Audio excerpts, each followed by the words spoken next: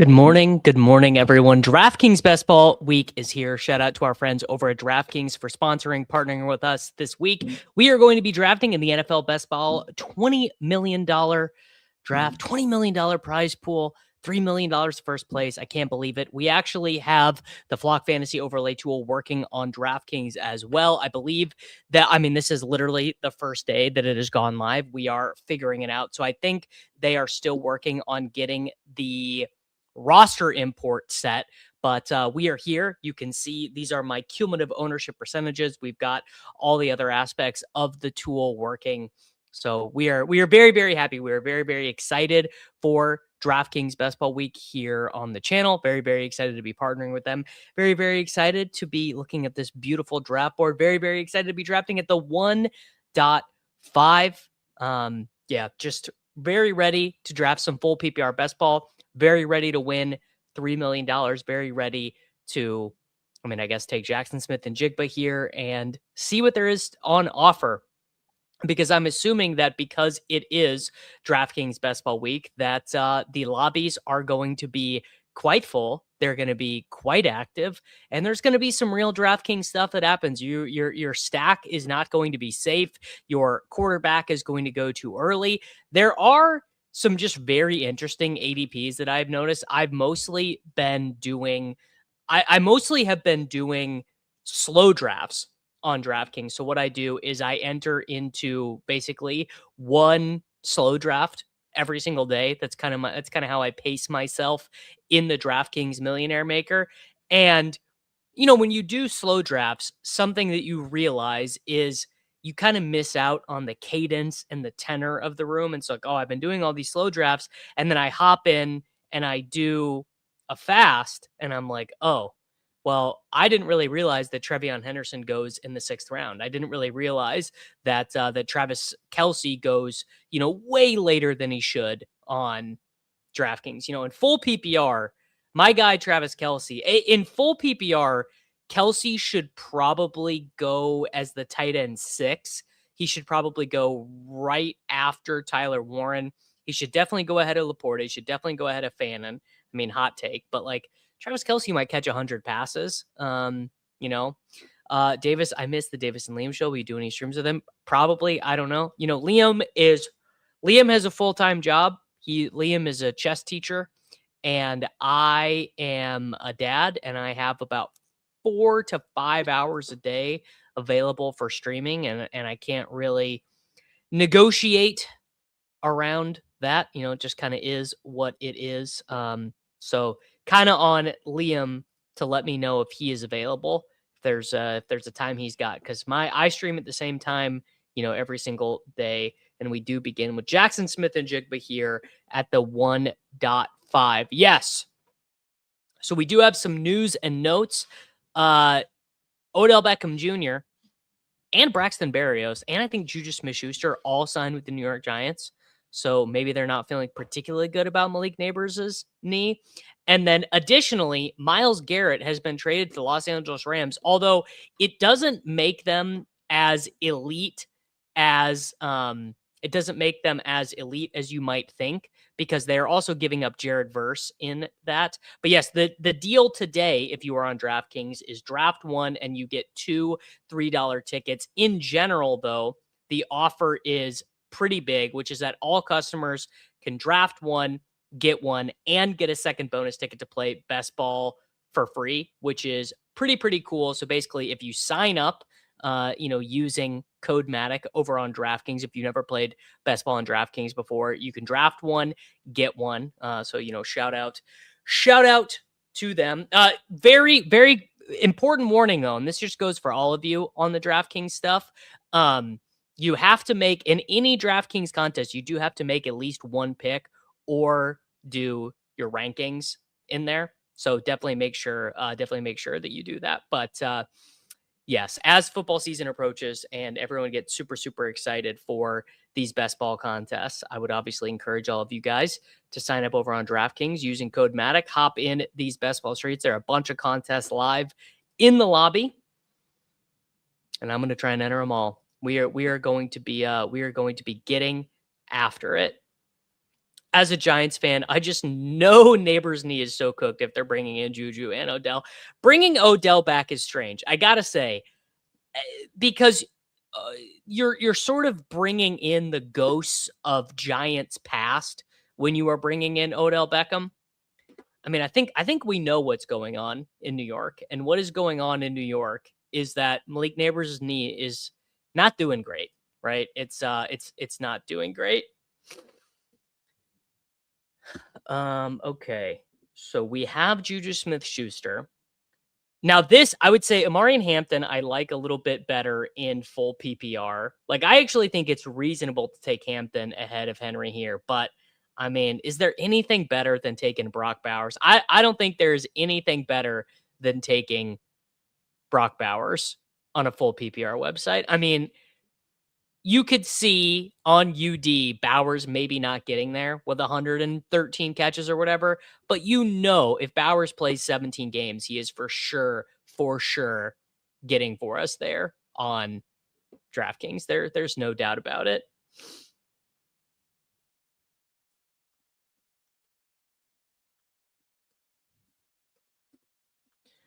All right. So the just had to mention over to the devs there. The import feature for the Flock Fantasy tool on DraftKings, they are working on it. I think that they still need to do one more tweak to be able to import all of your exposures on DraftKings. But pretty soon, you are going to be able to export all of your teams, all of your exposures, all your draft boards into Flock Fantasy from DraftKings, which is pretty nice. Now, I don't really want to do this, but I am going to do this. It's paining me. It's paining me, but I'm going to select Kyren Williams here because I like zero running back as much as the next guy. I don't love doing it on DraftKings. I think if zero running back does work this year, it's going to end up being better on DK than UD. Kyren at 29 feels pretty bad though. How come everyone keeps trying to keep the Rams good despite themselves? It's a good question. I don't know. I mean, shouldn't the Cleveland Browns have asked for Ty Simpson in this trade? I mean, they already made the pick. Ty Simpson at least would give the Browns an out to find a quarterback. They got Jared Verse, but they definitely should want Ty Simpson as well. Juju Smith-Schuster on a Harbaugh team should be illegal. I mean, I don't even know what that means, brother. Was thinking about your exposures on a recent stream. As an OU fan, have you compared your UT exposures versus OU ones? I mean, I for sure have more of the UT guys because most of the Oklahoma wide receivers are bad. Most of the OU wide receivers that find themselves in the National Football League are not great. I mean, we got CD, but the UT wide receivers are pretty appealing as well in general. My thoughts on Brendan Sorsby are that it does sound like he probably is going to find himself in the supplemental draft. I just don't know if any team is going to spend a first round pick on him. And if no team spends a first round pick on him, he's probably not going to be that good. Probably, the Browns should spend a second round on him. Neighbors ADP prediction 2 weeks from now. Neighbors is going to be going in the 40s. That's my prediction. My prediction is across the board, we see Malik Neighbors enter this next morass of guys. The Mike Evans, Roma Dunze morass of players. That is my guess. I think he is going to fall quite a bit. Juju is a huge wide receiver blocker. Yeah, but he's just not good anymore. I mean, he couldn't even consistently be on the field last year for a Kansas City team that had one wide receiver with a torn labrum and one wide receiver who was in jail. Juju just he's just not particularly good anymore. Oh, what is this? This DJ Moore ADP on DraftKings is a joke, dude. No, thank you. No, thank you for this DJ Moore.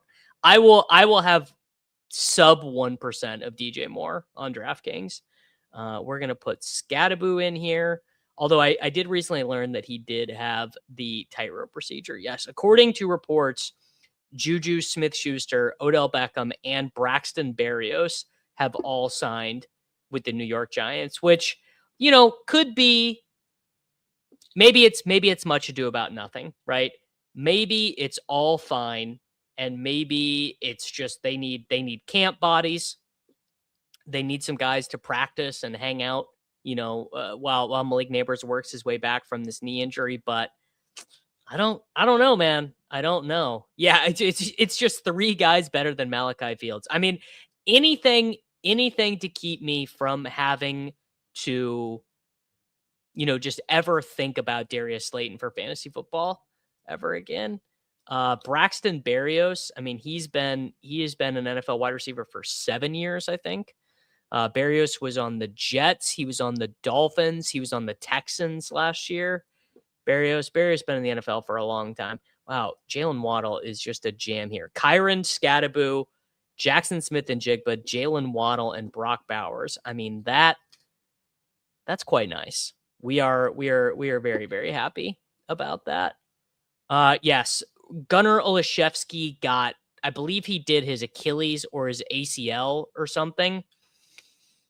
Yeah. I assume that means that Gunnar Olszewski is done for, I hope not for his career, but those sort of practice squad guys generally have a harder time coming back from injury. Yes. I do remember this. Never forget Berrios Chalk Week when he was 3K and scored 2 touchdowns. I will never forget it. #DK partner, Matt Murphy. Yes. This team is so good. I mean, I will just tell you guys that basically this is kind of how drafting on DraftKings goes in general, which is that most of your teams are going to feel very, very good. I mean, that's just kind of how it goes, because a lot of drafters on DraftKings are quite bad. And they're just like some really, really bad ADPs. The exposures and the other things are working with the overlay. Yes. So we've got the week 17 highlights. Let me see. The stack highlighting is working, but the import is not quite there yet. But I assume Joe can get that fixed very, very easily. Adding 3 dusters in one day to pair with Darnell Mooney is like when the Army ups the draft age to 55. That is exactly what Juju Smith-Schuster is doing. Davis draft Quentin Johnson in this draft. I guess Mason is watching, so maybe I'll have to. Maybe I should. Well, I could take Herbert here. This is actually a team that Herbert makes a little bit of sense because Mendoza goes late. Nix is probably who I'm gonna take on this one. I don't really want to take Marv. You know what? I will take Jordan Tyson though. Jordan Tyson, a very, very fine addition as our 3rd wide receiver. That feels nice. This is such a good team. Rome over Waddle. Not for me. I'm definitely a Waddle over Rome guy. I think Waddle is clearly going to be the Waddle's just clearly going to be the wide receiver 1 on Denver, and I don't think Rome might end up being the 3rd pass catcher on the Bears. I know Rome has his fans, but I guess I just don't count myself as one of them. And because I didn't really love Rome as a prospect either, so him not being, a great NFL player is not that surprising. Although he has had quite some good games, so it could go the other way on me pretty easily. All right, so we're to the quarterback window now. In consecutive ADP, Caleb Williams, Hurts, and Dak, and Drake May. I probably need a wide receiver here. All right, we're gonna go Mekhi Lemon here. I know that I'm not gonna get Jalen Hurts. Maybe I should have taken Hurts over Tyson and then done Lemon. I don't think Neighbors is done. I just think there is legitimate concern for his knee, right? It's all it is. There just is some concern. I mean, the thing is he just might not be ready, and that's okay. Where can you purchase this overlay? You can purchase this overlay on flockfantasy.com on the best ball page. I just put the link in the chat. It's also in the description. Costs $47 a year for the best ball product. It costs $147 a year for the all-encompassing everything. So if you want dynasty rankings, redraft rankings, PPR rankings, all that stuff, that's $147 a year. But just the overlay and the best ball product is $47 annually. And you can get that over on flockfantasy.com using code Davis. Healthy Rome and second-year Burden Loveland and a second-year Caleb Ben Johnson offense. I think every Bear could smash. Truly, I think literally every Bear, the whole way, could smash. Right? Like we could have Caleb Williams has an MVP caliber season. Luther Burden meets his ADP. Loveland finishes second at the tight end. Beats McBride. Where did Dameon Pierce go to college, Nate? He went to the University of Florida. He was teammates with Kadarius Toney and Kyle Pitts too, I believe. I believe they all overlapped there at the University of Florida. Dameon Pierce. All right, we are back up in one pick here. And I'm trying to decide how early to take both. I guess I got to take Knicks at this pick or the next pick. And I think we're either going to go Jalen Warren or Rico Dowdle here. Jalen Warren goes, so we are going to select Rico Dowdle as our third running back, and then really hope that Bo Nix makes it to us at pick 100. I had not even pieced this together yet, Benny. The Week 17 revenge game for Ben Johnson. Although, how much revenge is it?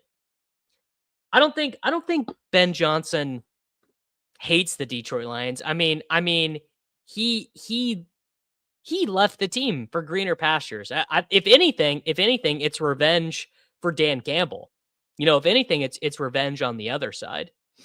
I don't love that game is outdoors for sure. I would prefer that game to be indoors. I mean, well-worn territory that Mr. Jared Goff with the small hands, not a great outdoors quarterback. The historical splits for Jared Goff outdoors are not great.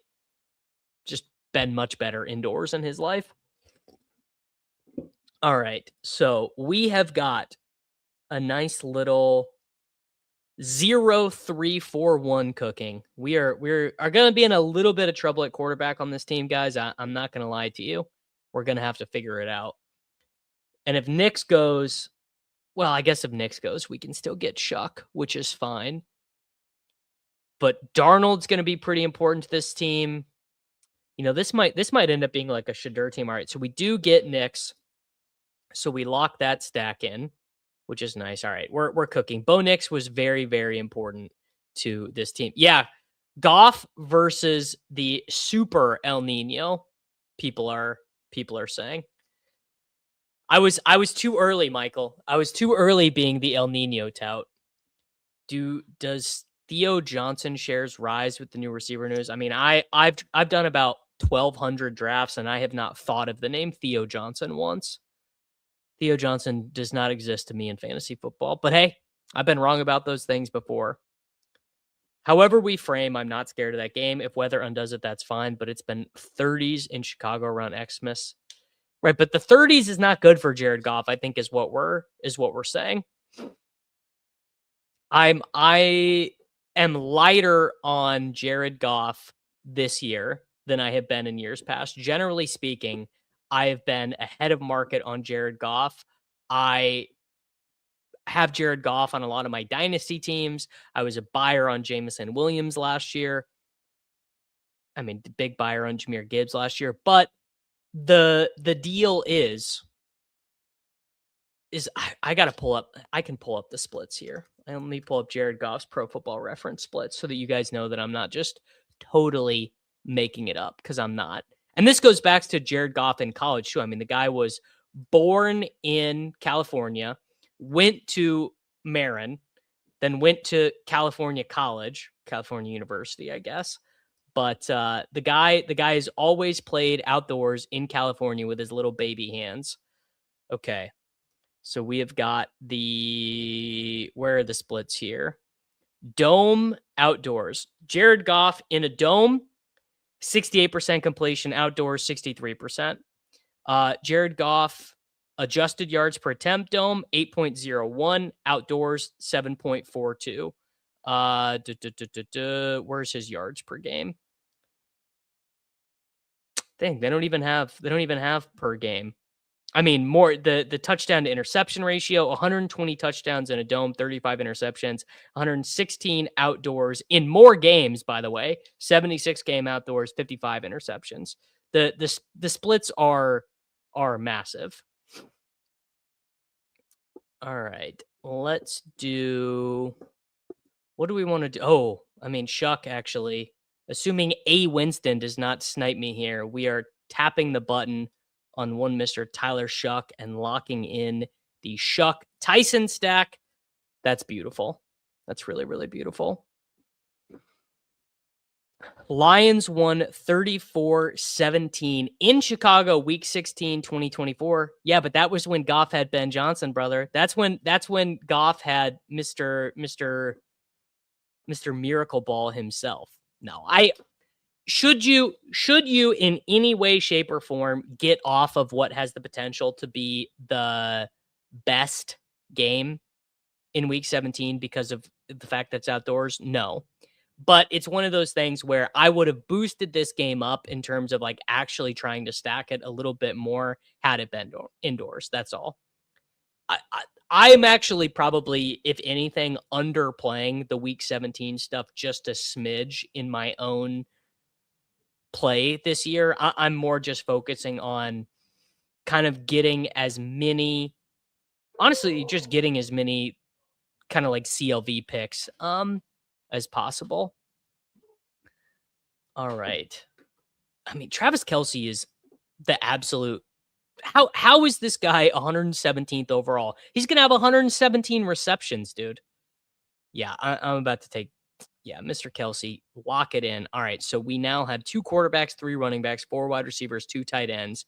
We have got Bo Nix, Kyren Williams, Cam Scattaboo. Oh, I don't like that view.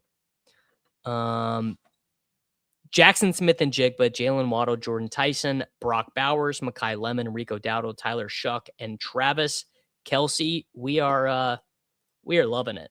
We are loving this team thus far. What ADPs do I think are most off on DraftKings? So I really like, I did really like Kelsey. I think that Trevion Henderson, I mean, where did he go in this one? Trevion Henderson went at 61 in this one. I think he's probably closer to the 40s. And then there are a couple that are like way too high. I noticed like Alvin Kamara is really, really high. He's in the 170s. I noticed that one being very high. There was a couple guys who were low. Dejon Stribling, I thought, was low. Ted Hurst is available at 198. That one feels really low. Zachariah Branch, like just basically some of the big slappy favorites on DraftKings, because the slappy population is not drafting there as much, just tend to be a smidgen cheaper. Why is Dak so expensive? That's another, I mean, that one is one that doesn't particularly make sense to me either. Maybe a bunch of Cowboys fans are drafting on DraftKings. That could certainly be it. Okay. What should we do? I mean, I guess it's probably time to just start drafting wide receivers next. That is going to be our next deal here. Okay. What wide receivers are we? I mean, okay, Jalen McMillan, very overpriced here, 140s. Jalen Naylor and Trey Tucker look overpriced. Denzel Boston looks cheap. Tyreek Hill is way too expensive in the 160s. I'm not interested in taking Tyreek in the 160s at all. All right. I mean, Tracy. Well, okay, we already have Scattaboo, so never mind. I guess this is probably the last of a tier. Chris Rodriguez in the one. Okay, I was about to take Chris Rodriguez. Chris Rodriguez in the 140s is actually fine. Let's do... You know what? I drafted with Mason the other day, and he told me that Omar Cooper Jr. is one of his highest exposure wide receivers. So let's do a little Omar Cooper Jr. Yes, Chris Rodriguez, I mean, should have a much lower average draft position on DraftKings than Underdog because, I mean, he'll probably catch about 4 passes all year long.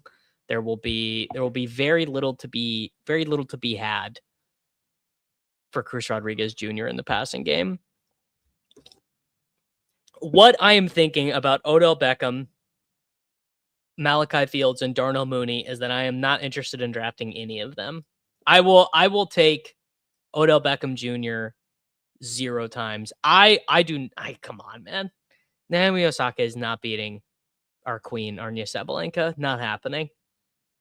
Let's do Juwan Johnson. There we go. We are done at tight end early. Got 3 of them early.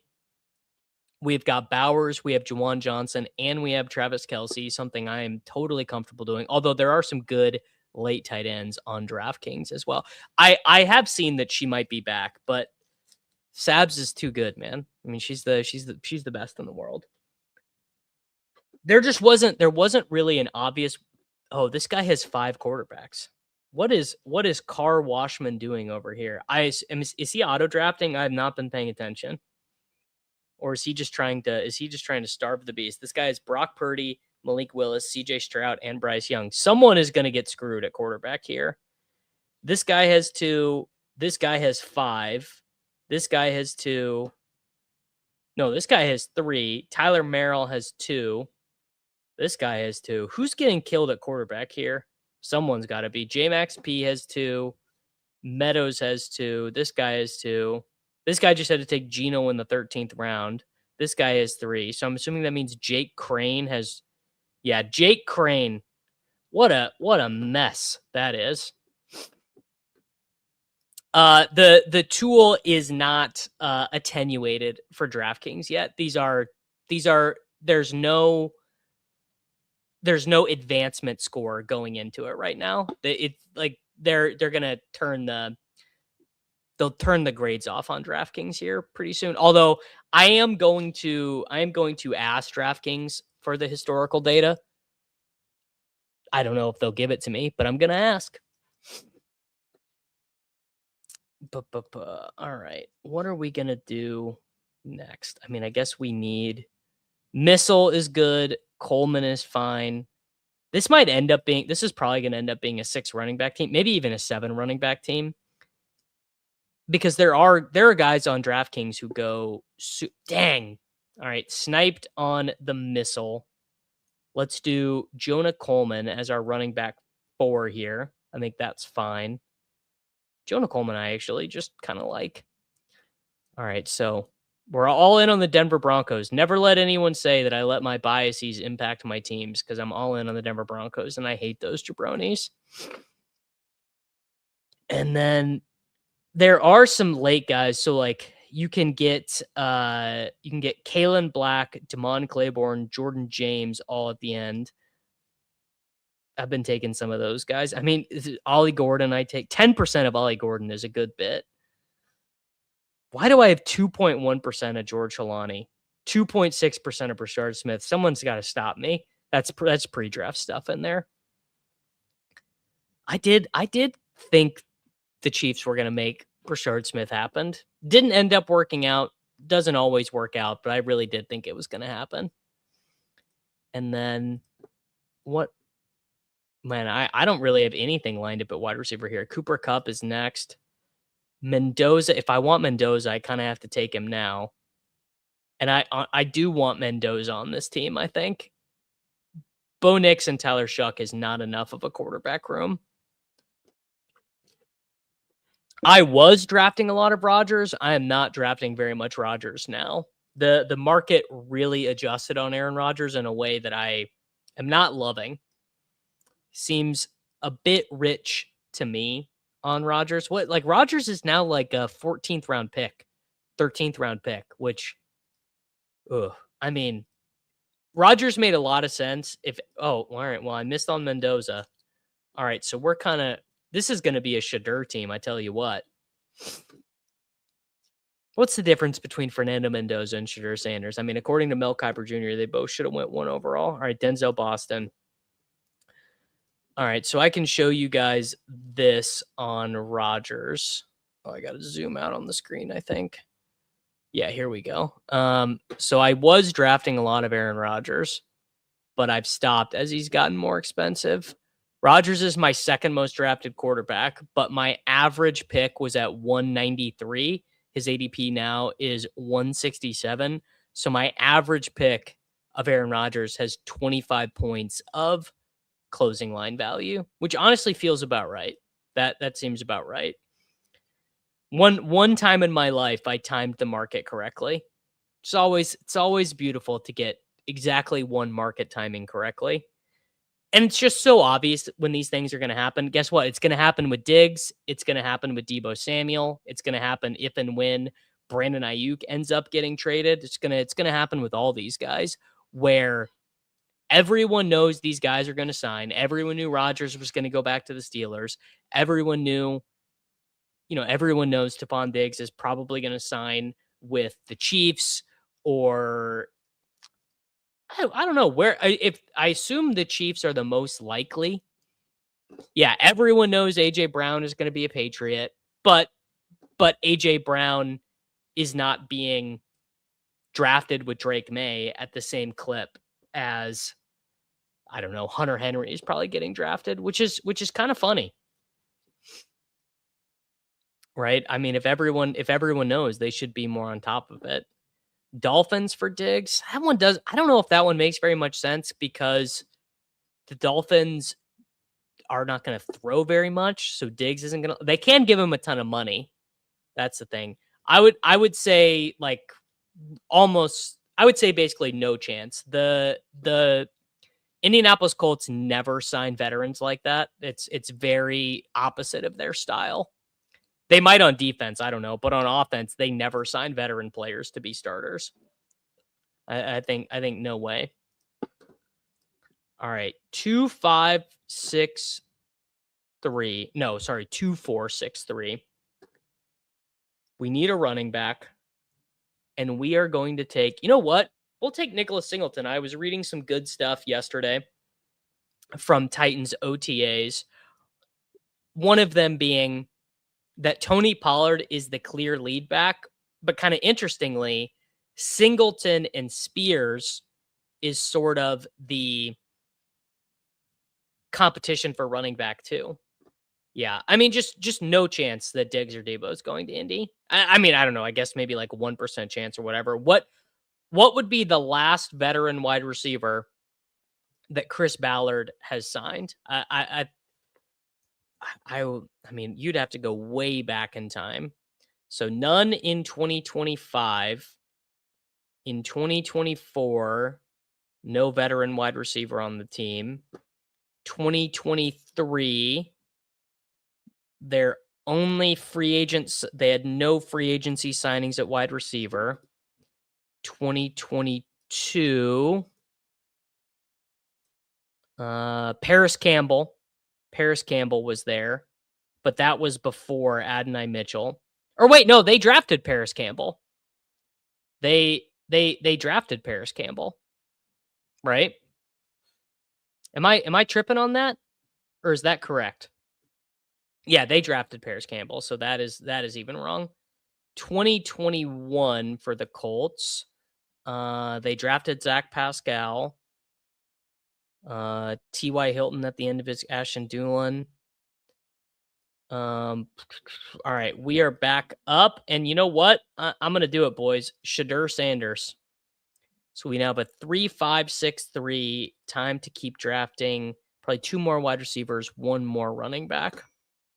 So 2021, we're back. I've got no free agent additions. 2020 for the Indianapolis Colts.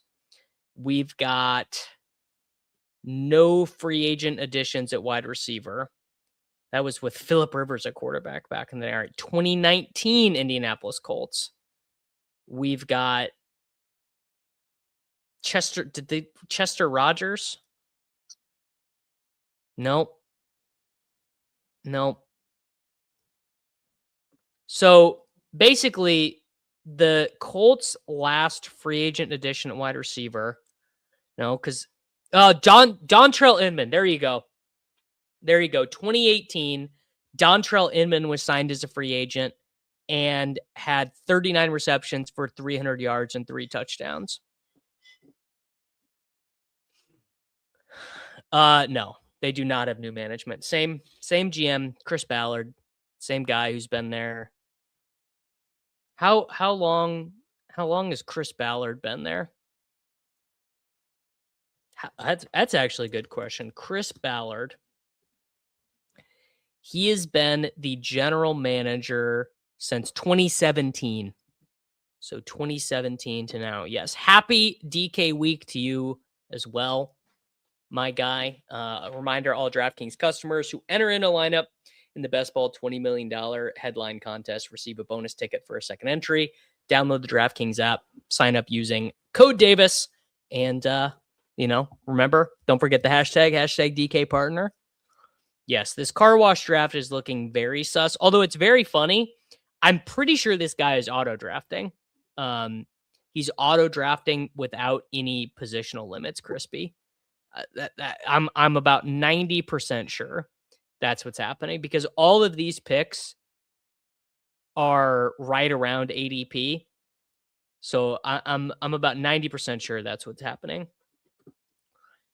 AJ Brown will be a Chief by 5 p.m. per Mark Smith.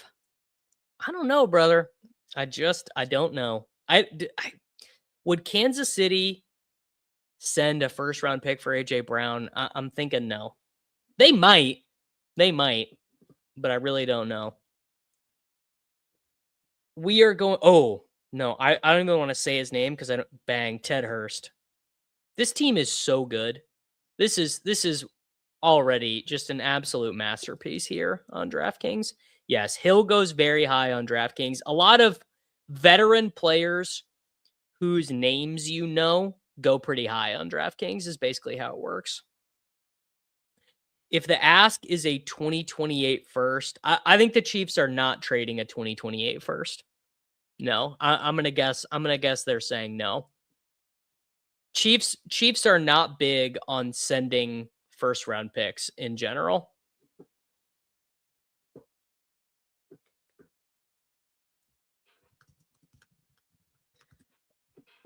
All right, let's get one more running back here. Could do Braylon Allen, could do Claiborne, could do my guy Jaden Blue. Who is this Jay Taylor? Why do I have 6% of Jamari Taylor? I guess I did take Jamari Taylor a couple times in the pre-draft stuff. Who's the lowest running back who I have exposure to? Devin Neal. Roman Hemby, I guess I did take a couple times. George Shalani, I took Brashard Smith, LaQuint Allen. Malik Davis, honestly, I still think is probably fine. Trey Benson was taking some of him. I would think every AFC GM is trying to outbid the Patriots right now. I don't know. I think there will certainly be some NFL teams that say we are not interested in AJ Brown at these prices. All right, we're gonna do Jaden Blue. We're gonna do Jaden Blue as a bring back against the Giants, and then our final pick is gonna be one of these receivers. Should I take Braxton Berrios? Actually, it's gonna be Marvin Mims.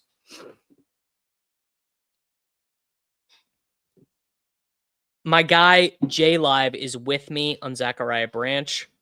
I mean, gadget players are kind of fine on DraftKings. I have all 5s, Knicks starters, Wemby, Castle, and Fox in the $3 Little Dance. Heck yeah, brother. Took my first share of Hill on DraftKings at 221. That feels totally fine to me.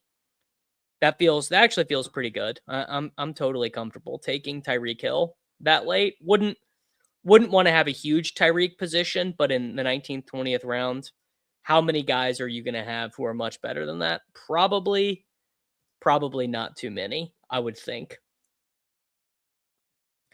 I mean, if the options were the Bills trading a first round pick and getting AJ Brown or trading a second round pick and getting DJ Moore, I don't even I don't even think it's close that the Bills should have traded for A.J. Brown night. Even if Ayuk signs with Washington in late August, isn't he still a giga mega smash at cost? Well, he would be if you could guarantee that. The issue is that everyone involved with Brandon Ayuk says we have no idea. I mean, every report on Brandon Ayuk, Jaden Daniels said last week, quote, Brandon Ayuk is my brother, but I have no sense of his football future. The most recent reporting from The Athletic is that basically the 49ers are totally cool with this situation playing out this way, because if he just doesn't report and is not playing with them, not playing with anyone else, then they don't have to pay him any money and he doesn't count against the cap. So basically, this is working out for the 49ers. They immediately regretted paying Brandon Ayuk. Like, immediately, the ink dried on that contract, and they were like, oh, well, that was a bad idea. Shouldn't have done that. That was not good. So the 49ers are fine with it. The only people that are probably tilted on this right now are the Commanders. I would say the Commanders roster building, to me, suggests that they think Brandon Ayuk is going to come play for them and that he's going to come play for them at a reduced cost. And the 49ers are like, yeah, right, bro. Yeah, right. This is working out great for us.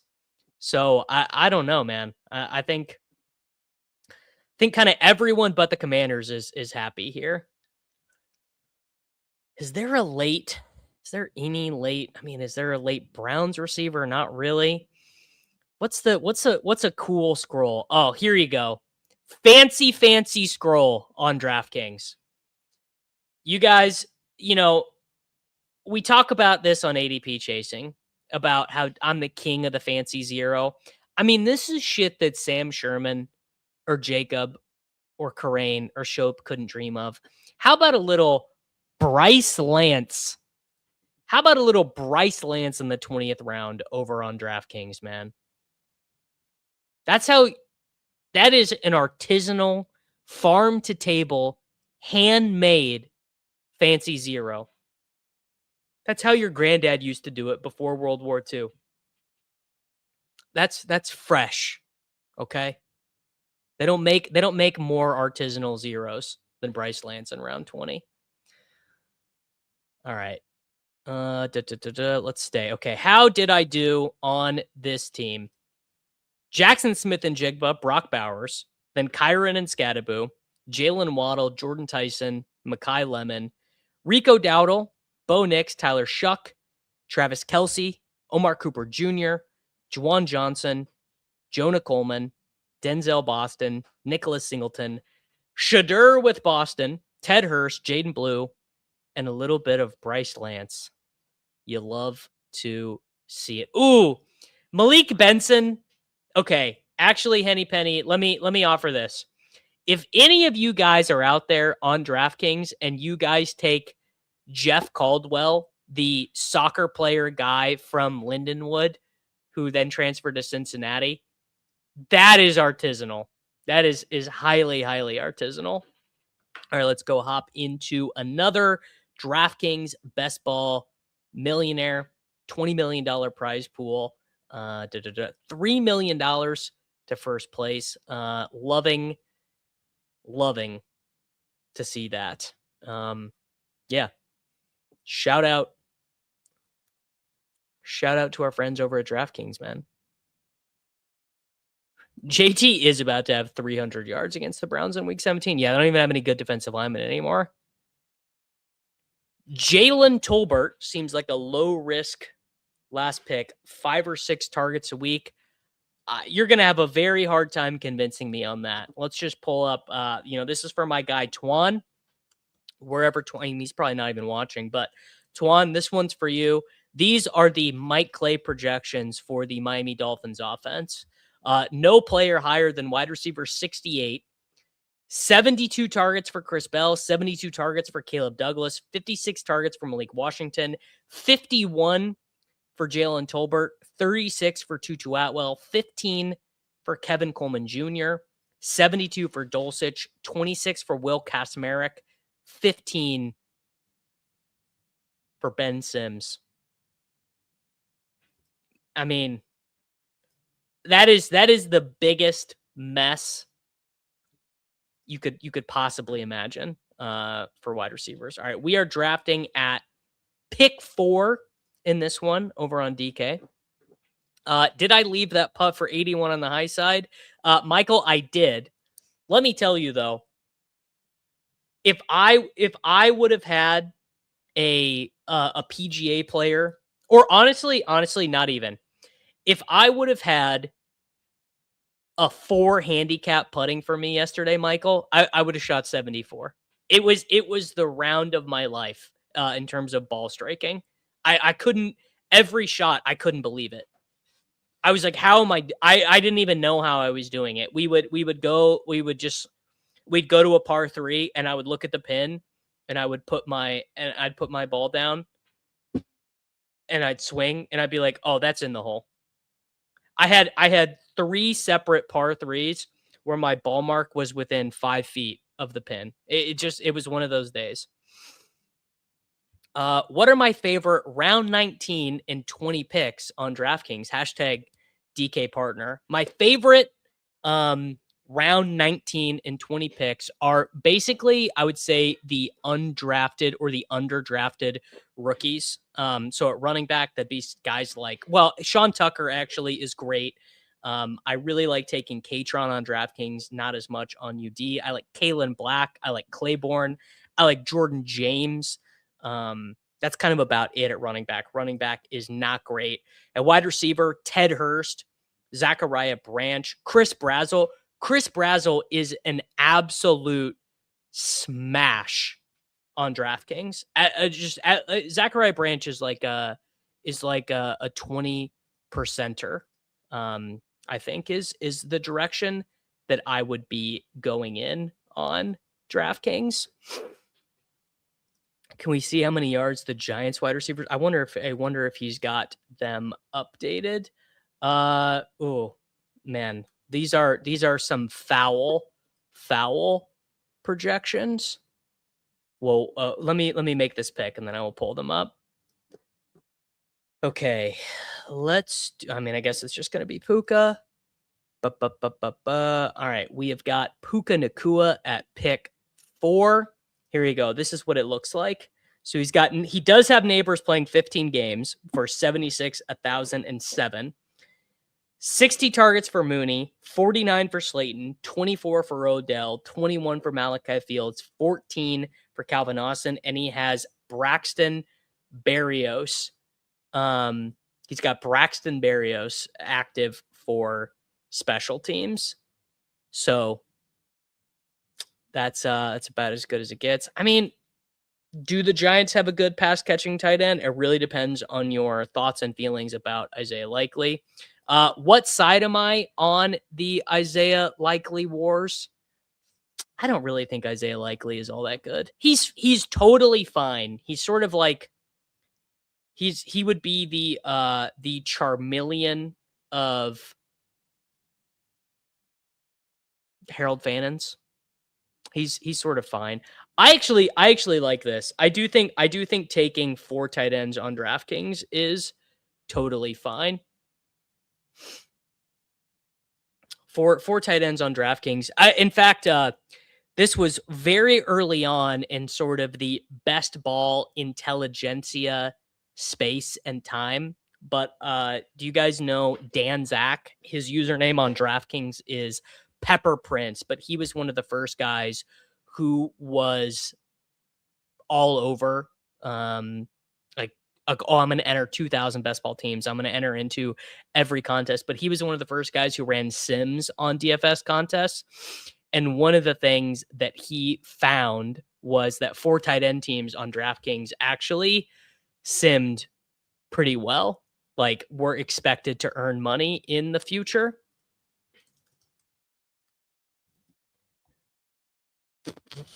For me, Theo Johnson still exists. Well, the reason why Theo Johnson exists is because he blocks pretty well. Actually quite well. I also frankly forgot that Odell Beckham Jr. was on the Dolphins at any point. That's very funny. My guy Flyfish likes Katron as his last running back on Underdog. Well, I think you are overthinking it a little bit because a 19th or 20th round pick doesn't really have to fit the scoring system. If Katron ends up beating out Ja'Cory Krosky-Merritt, then, who cares, right? If Katron Allen scores 5 touchdowns, then Katron Allen is a good pick. Wow, I mean, Devin Achane at pick 21. No way. These guys are not going to let me get him, but you can imagine how sick it would be. Who's wide receiver 3 on the Rams? I would say it's one of the 5 tight ends. Yeah. I would say, I mean, my answer would be Terrence Ferguson. Come on, Sam Watts. You don't even want A-Chain, dude. You want Bowers. Golly. Okay, well, I took Bowers on the last one. Let's take Pickens. My Pickens bags are getting a little light, actually. We need a round 20 share of Xavier Thomas. Maybe. I mean, we are keeping the lore of Xavier Thomas alive. That much I know. If Xavier Thomas is probably this summer's Keandre Lambert-Smith for me. In fact, if Zach Lenars was not making YouTube shorts for So You Think You Can Tout every spare minute of his waking life, then we probably would already have a Xavier Thomas click. Kanata Mumfeld that's more artisanal, actually. I will say that's more artisanal than Bryce Lance. I'll give it to him. If you're taking Kanata Mumfeld, you are more hip. You're deeper in the best ball streets than I am. Because I can't see it. Kanata Mumfeld is normal size Tutu Atwell. That's actually a good point. Okay. Well, I guess we're gonna have to take. Dude, I don't want to take Kyren. I'm not taking Kyren. Actually, I'm opting out. I'm opting out of taking Kyren on this one. We're doing a 0 running back team because I'm not doing Kyren back to back. I guess I could just take Brees. Well, or Olave. Olave actually would be a jam here, but then that means I don't really want to take Olave and Tyson together much. All right, there we go. Olave.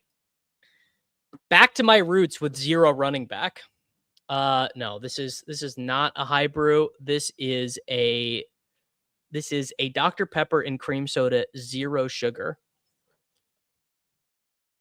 I agree. This has been my anecdotal observation that when you draft at 3 or 4, you generally miss on that wave of running backs in the second round. A-Chain, Chase Brown, Henry, Hampton, Walker, Barkley. You miss on those guys.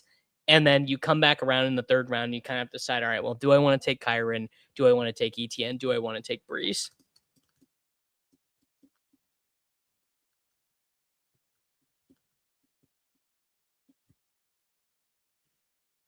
Kyren's so hard to not click at ADP. Not even a big fan of him. Yeah, I'm not really a Kyren guy at all. Well, I guess amongst the slappies, I probably am more Kyren than a normal guy. I think my guy Certified DGen is probably correct here. Pickens seems like the casual wide receiver 2. We usual wide receiver 2. We overdrafted the 2-3 turn year after year. Do you have to have a subscription in order to get the Best Ball Tool add-on? Yes, you do. It is $47 annually over at flockfantasy.com. Gets you this Best Ball portfolio, gets you the overlay. You can use code Davis for a discount on that. $47 a year. That'll cover you for 12 months. So if you get it right now, you can have it again until June 1st. You could enter into all your Best Ball contests that you want by this time next year if you wanted to. I certainly don't hate Kyren. If you want someone who hates Kyren, go talk to Jacob Sanderson. Jacob Sanderson legitimately hates Kyren Williams. He is all the way out on Kyren.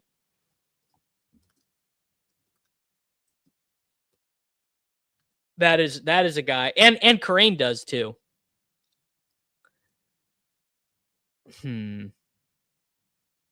How do I get just the tool? It's saying I have to have the annual mother flocker. That is not true. Let me if you give me 1 sec, I can get you the correct link to it. I know that just the best ball tool is 47. Obviously, I'm logged in and subscribed to it, so it's hard for me to get the exact link, but I know that just the best ball tool is 47. Not taking Jacobs. I'm not taking Scat. What am I going to do here? This is enough. You know what? We're going to go even harder. We're going Jalen Waddle again. This is a true zero running back build. True zero running back. All right, fantasy flock, best ball only tool. There is a way to do it. I know that, but I don't know exactly how, honestly. See a lot of folks love Pickens. I feel like Collins, Brown, and Olave. I definitely not Olave. I like Pickens more than Olave. Overweight Corum over Kyren. I disagree with that because I don't think Corum is a particularly special player either. Right? I mean, I think he's fine. I think if you do, Wolfsy, I think if you do this link right here, you should find the right menu. I think that menu right there should be able to give you just the best ball package, I believe. Drafting 2 weeks ago is a lot more fun. Yeah, but imagine drafting 2 weeks from now. Imagine drafting 2 weeks from now, my guy. It's going to get even sharper. Wait till guys start getting hurt.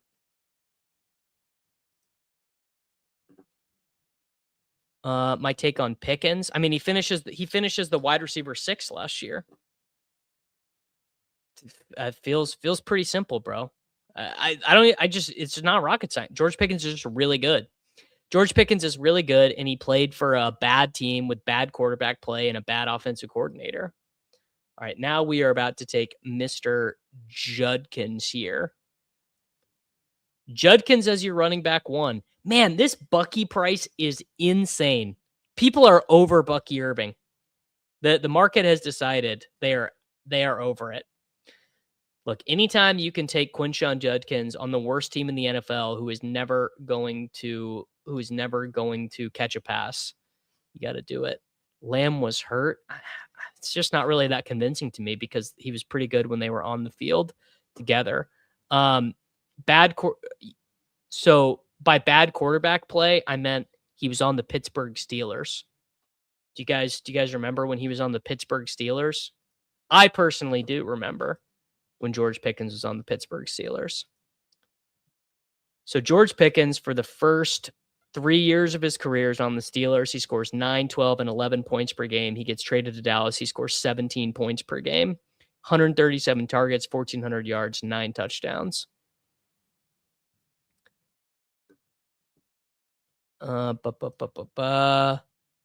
Still has a locked emblem over the best ball icon. Then it shows add-ons like the tool require a yearly subscription.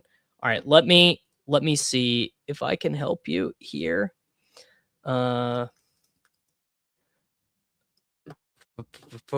honestly, Wolfsy, it's probably not. I probably am just not instructing you correctly. I'm seeing what you're saying, but this is a small. I don't think it is a small sample at all. I think a full season of him dominating those guys, like basically in their entire lives, Olave and those guys have never done this. 4 30-point games, dude. 4 30-point games. That's a guy I want in fantasy football. Olave was objectively not as high of a ceiling. So that is objectively not true for sure. Olave, I mean, just because of the average depth of target.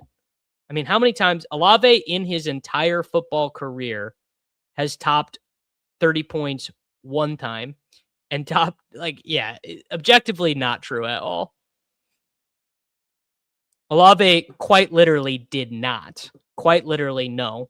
He had 1 game above 30, 2 games above 25. So quite literally did not. And I like Olave. I draft Olave. bad QB play, Shuck's pretty good. I think Shuck's kind of fine. I would say compared to the market, I'm probably pro Tyler Shuck. Man, there's not really a running back to take here. We are in. This is going to be a very interesting team. Shuck definitely was a surprise last season. Yeah, and Olave was really good with Shuck. He just wasn't as good. There's no shame in not being as good as George Pickens. We are not saying the same thing. I want Olave over. I want Pickens over Olave because he's better. Yes, Pickens's quarterback play in Pittsburgh was very poor. Way worse than whatever his name, Tyler Shuck. Way worse. I did take Dak over Drake May there. The Dak price on DraftKings is pretty bad. I mean, yards per target. I like yards per route run more, but yards per target is good too. And then I mean, I guess I could take. I mean, Ramondre here is not the worst. I maybe would have taken Tyler Warren there. Man, my guy Mark knows ball. Wherever you're drafting Luther Burden, it's too low. What a ball knower. What a ball knower.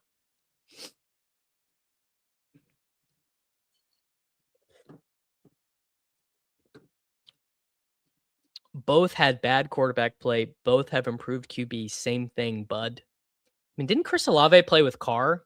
Isn't Carr quite good?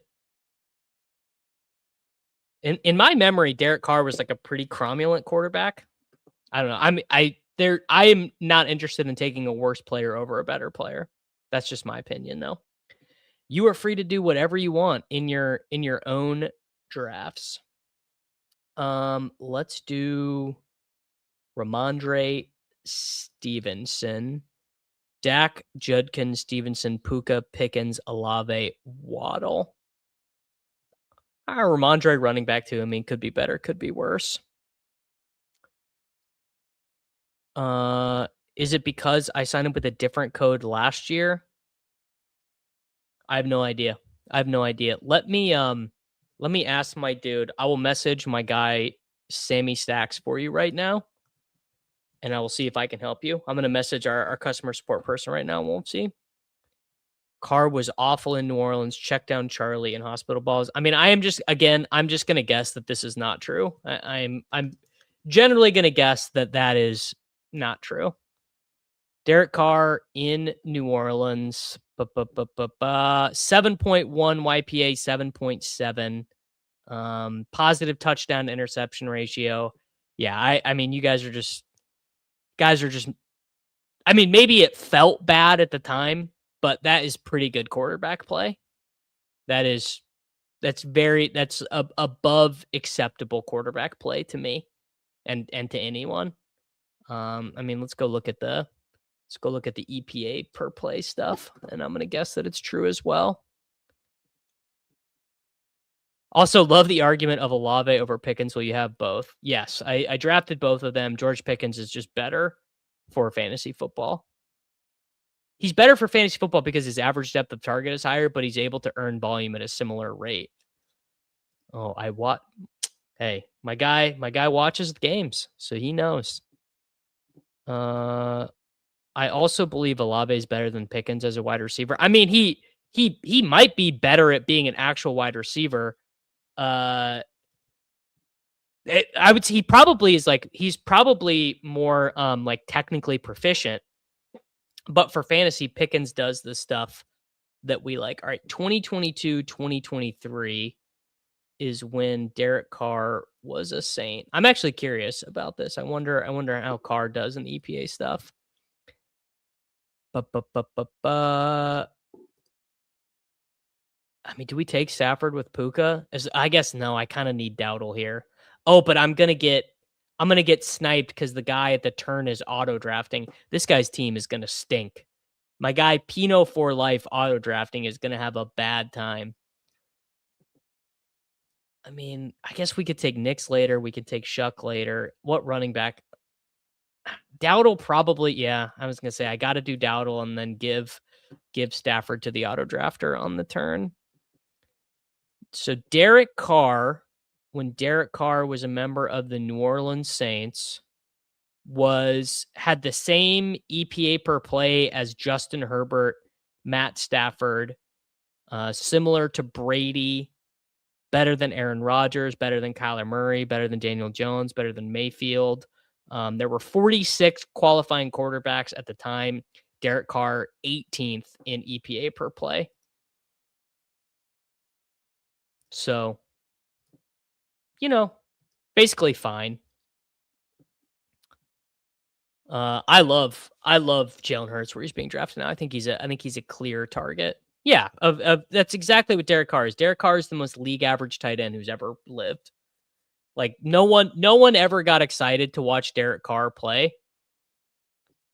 Matt Stafford, bang. All right, there we go. So we've got Puka Nacua, George Pickens, Chris Olave, Jalen Waddle, Quinshon Judkins, Dak Prescott, Ramondre Stevenson, Rico Dowdle, and Matt Stafford. Yes, this is exactly what I did just say. Yes, Derek Carr, as good as Justin Herbert and Tom Brady. He put up okay numbers, but is definitely a big hospital ball guy. Could certainly be true. I think you'd have a very hard time falsifying that. I mean, I'm sure I know what's his name? Michael Thomas hated Derek Carr, right? Wasn't that the deal? He was just like, oh, guy stinks. Who are my lowest exposure quarterbacks in the top 20? Let's find out. Probably Justin Herbert. Dude, imagine the numbers Carr would have had if he had Pickens. Imagine if he would have had a real wide receiver. All right, 529 completed drafts. All these guys above 9%. So it looks like Burrow, Goff, May, Herbert, and Daniels I'm a little bit lighter on. Lawrence I'm a little bit lighter on. And then really light on Dak, Stafford, Darnold, Mayfield, Josh Allen, CJ Stroud. Yeah, kind of about what you'd expect. Well, all right. Kanata ass team. That's what they're saying, bro. They're saying, okay, I gotta land this plane. This might be a 4 tight end team. This actually could be setting up as a 4 tight end team. See, this is how we know we got a ball knower, because he's fading Mahomes and Rice. That's how you know he knows ball. Got my guy Wolfsy. Got a guy asking about the best ball only package. All right, Wolfsy, I should get my answer for you. Or I should get your answer for you. All right, we have got to take a running back or a tight end here. What do you guys think of this Kittle price? Because I don't love it. I'm having a hard time draft, especially on full PPR. I'm having a hard time with Kittle. Although I do okay. I'm gonna do the JCM button here. JCM is your running back 4. None of these running backs are ever gonna catch a pass. I agree. I'm probably a smidgen light on Mayfield. I probably need to figure that out. Mayfield, Goff, and Darnold all feel really good. I don't even disagree. I think it's that I oftentimes already have 3 quarterbacks by then. I really actually think that's part of it. The Davis was never truly a Baker guy. Allegations alarm is blaring again. Oh, don't make me get the Mayfield jersey out. Don't make me do it. I tend to be here. I'm just kind of out on the old guys coming off the Achilles. Like, I'm out. I don't like Daniel Jones coming off the Achilles either. I feel like the data is pretty clear to me that, what's the right way to say this? The guys come back from the Achilles and they're able to play, but they're not able to play as well. No, Jake Ferguson. How is Jake Ferguson is going after Isaiah Likely? DraftKings drafters have jumped the shark, bro. Now, my guy could be correct. George Kittle really might just be built different.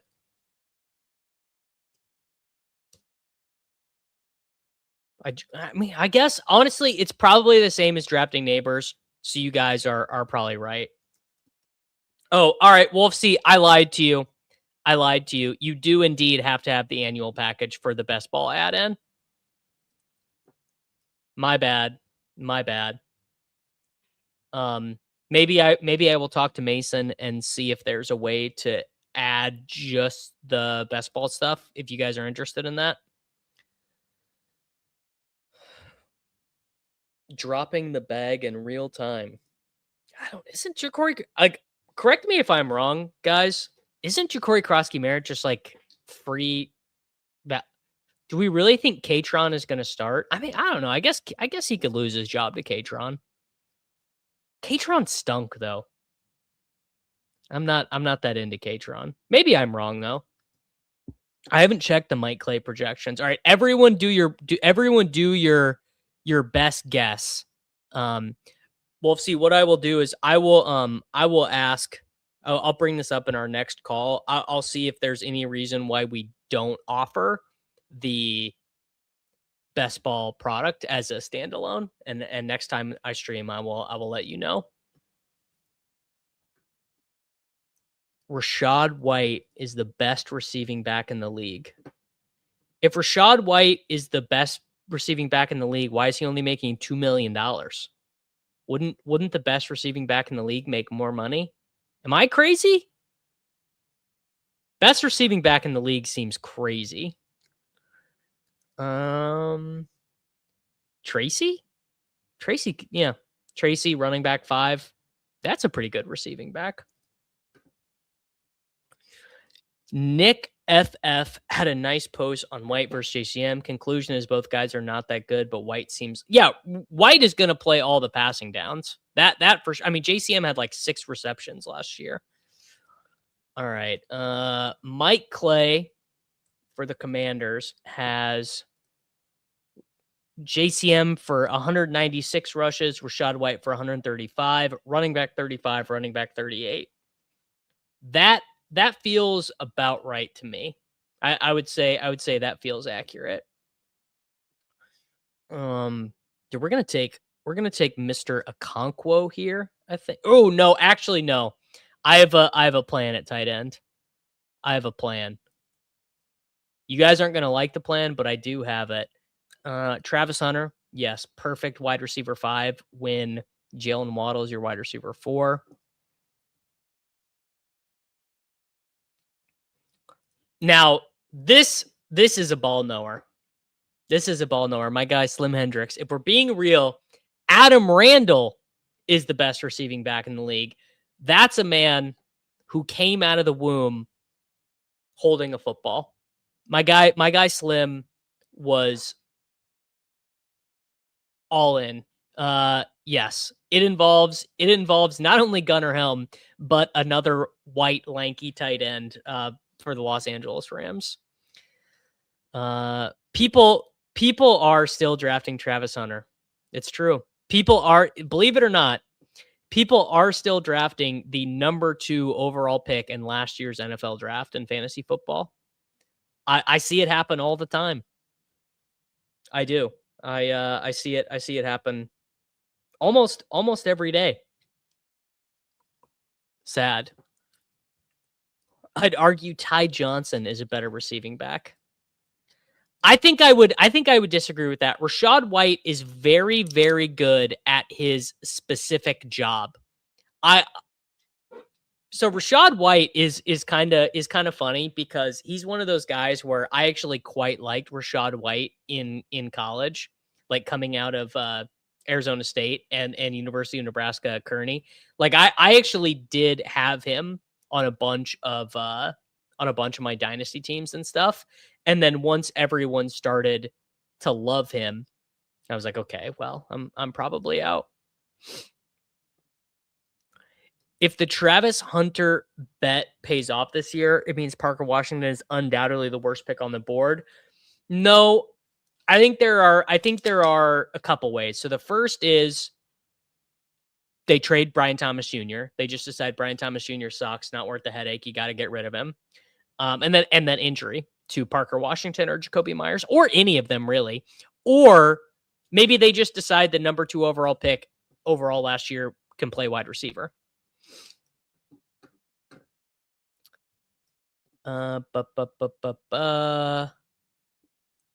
Obvious wide receiver pick here. Stribling could be okay. Oh, you know what? This is for Evan Silva. This is for Eric Beimfor. This is for everyone who watched the video on Sunday. Ryan Flournoy, come on down as our wide receiver 6. Come on down, Mr. Flournoy. Great last name. Parker Washington won the wide receiver 1 role. I'm a little skeptical. Little skeptical. Not insanely skeptical. But, I'm not superstitious, but I am a little stitious on Parker Washington. Just a hair. No big deal. All right. It's time to start the plan at tight end, I think. I don't see. Well, actually, what if we do 4? What if we do 4, bro? I think we're going to.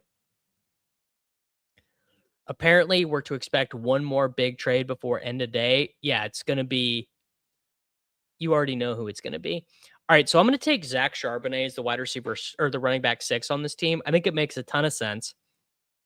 Judkins and Ramondre and Rico and JCM just kind of have to keep me alive, and then Charbonnet is going to come back and smash for us.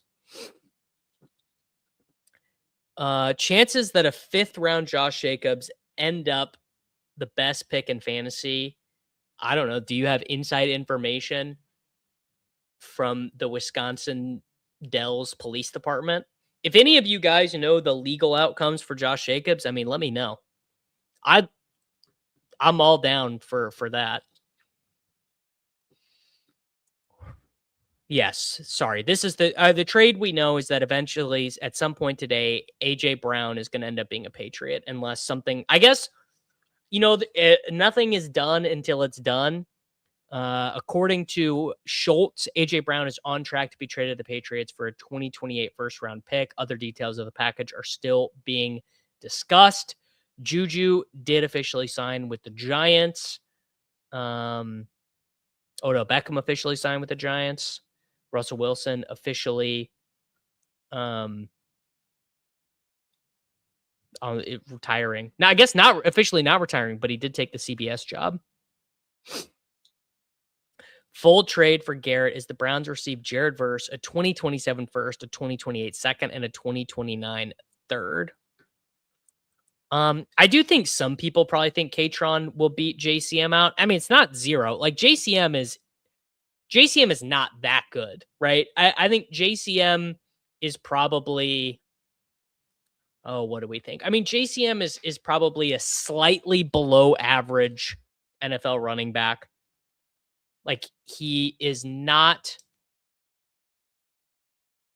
he's pretty good north and south. He's got some burst. He's got some wiggle, but he's not super elusive or anything. He's like Keaton, but worse. He's kind of Keaton style, but not as good. But that's not like a truly terrible comp. This is going to end up being another bad quarterback team. All right. Welcome to the team, Mr. Jester Gunnar Helm. Have I won Best Ball Mania?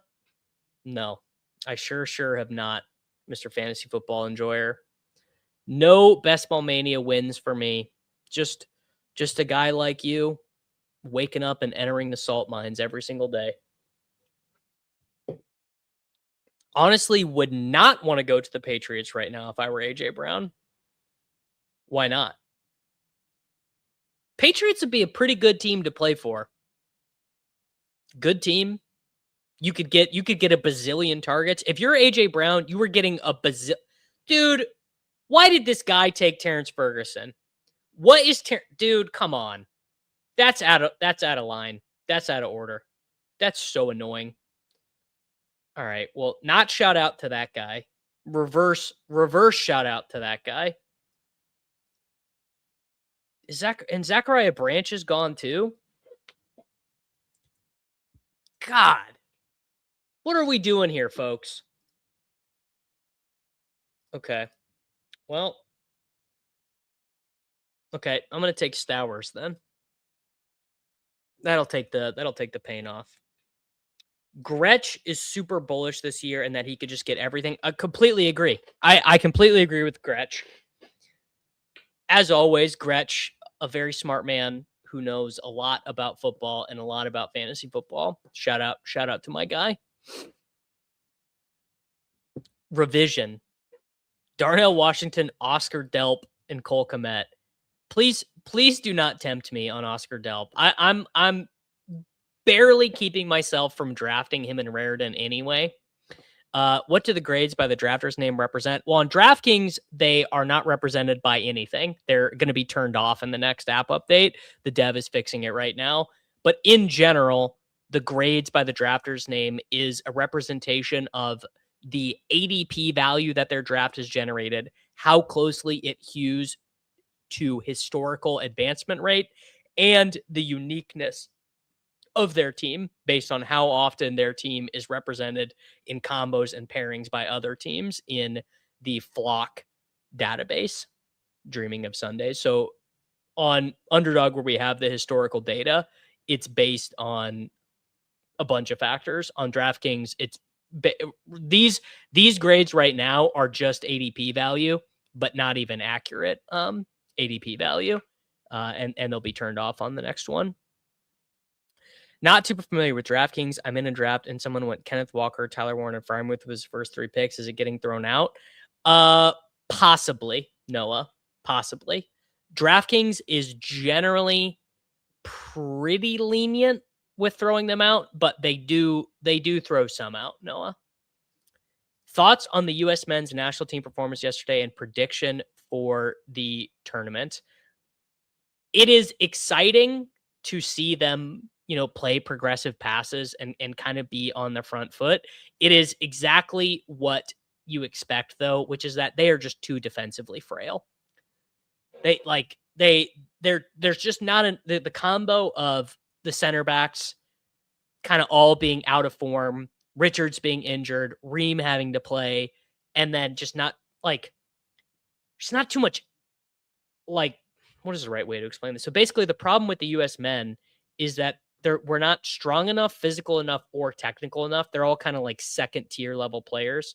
I'm going to take Michael Penix Jr. I needed a third quarterback, Michael Penix Jr. So I just am not too bullish on the U.S. men's team. I will be happy to be proved wrong. I think it'll be really, really cool if they make like a quarterfinal or something. But yes, I mean, how is it even possible that Christian Roldan is still playing? Get enough. Yes, the U.S. men's national team is not going. Well, they might do a little bit better than you think, just because I'll say one thing is a lot of these guys are not going to be used to playing in 90-degree heat. That'll be one thing, is a lot of the teams are not going to be used to the heat and to the weather. I'm gonna do the fourth tight end. I'm going to do the fourth tight end. It's not going to be a fan favorite here, but I'm going to take Evan Ingram, who is just going to get like 40 of the lowest value receptions of all time. The group does suck. Yes. The group does suck, Slim. But here's the deal. They could lose or draw to Australia, which would be a disaster in their group. Max Clar is a fancy zero. The thing about drafting Max Clar as a fancy zero for me personally is if Max Clar matters at all for fantasy, a bunch of my fantasy football teams are dust because I draft so much Terrence Ferguson. No, I think the United States will make it out of the group. I imagine they will make it out of the group. But if they draw or lose that game to Australia, it is not a good situation. And Australia isn't, they're not great, but they're not like, it's not like playing, Jordan or someone like who they're not hopeless. They have guys who are, like championship level players or whatever. Ooh, I have not heard this. Chatter of Evan Ingram getting cut. Justin Jolly comes kind of fun in the 4th round. Well, let's go look at the Evan Ingram Spotrac page. He signed a 2-year, $23 million contract. So for him to be cut, $10 million of dead cap, I'm going to guess no. I'm going to guess Evan Ingram will not be cut. Mostly just because I don't know if you get by with Justin Jolly and Adam Troutman. But I don't hate this idea.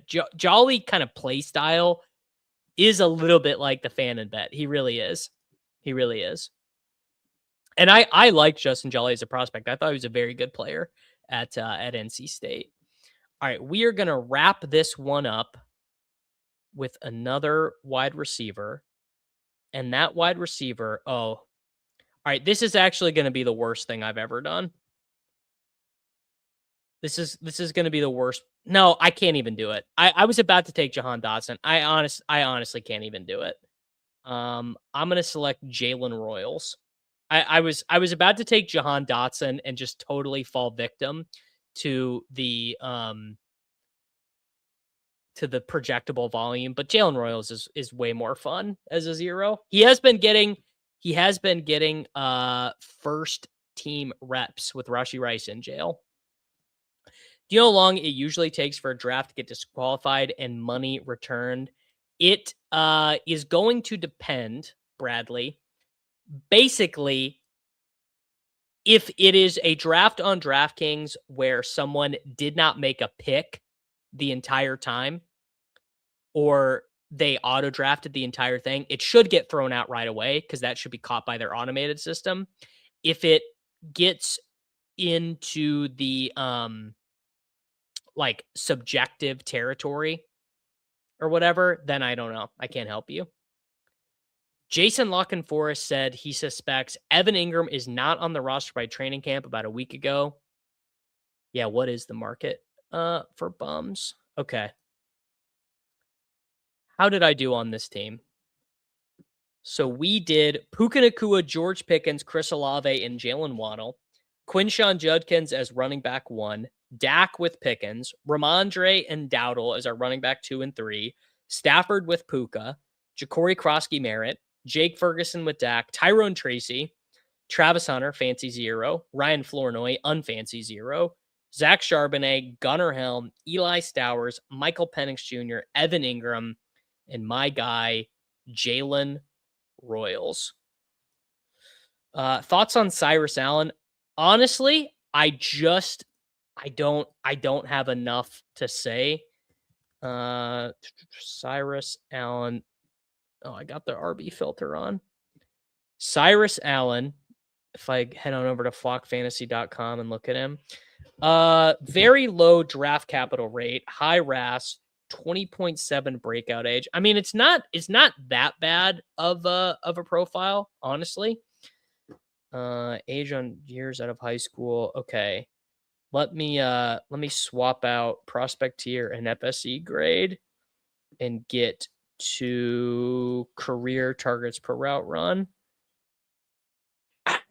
I've seen worse prospect profiles than this. I've seen better, but I've also seen, 21% dominator rating first 3 years. I know some Twitter film guys have said they like him, so I can squint and see it. All right, head back out to the lobby on DraftKings. If any of you guys have not signed up yet, reminder to go over, sign up. You could do a little sign up over on DK. Do yourself a little football best ball action with code Matic over there. Get yourself a little free ticket action.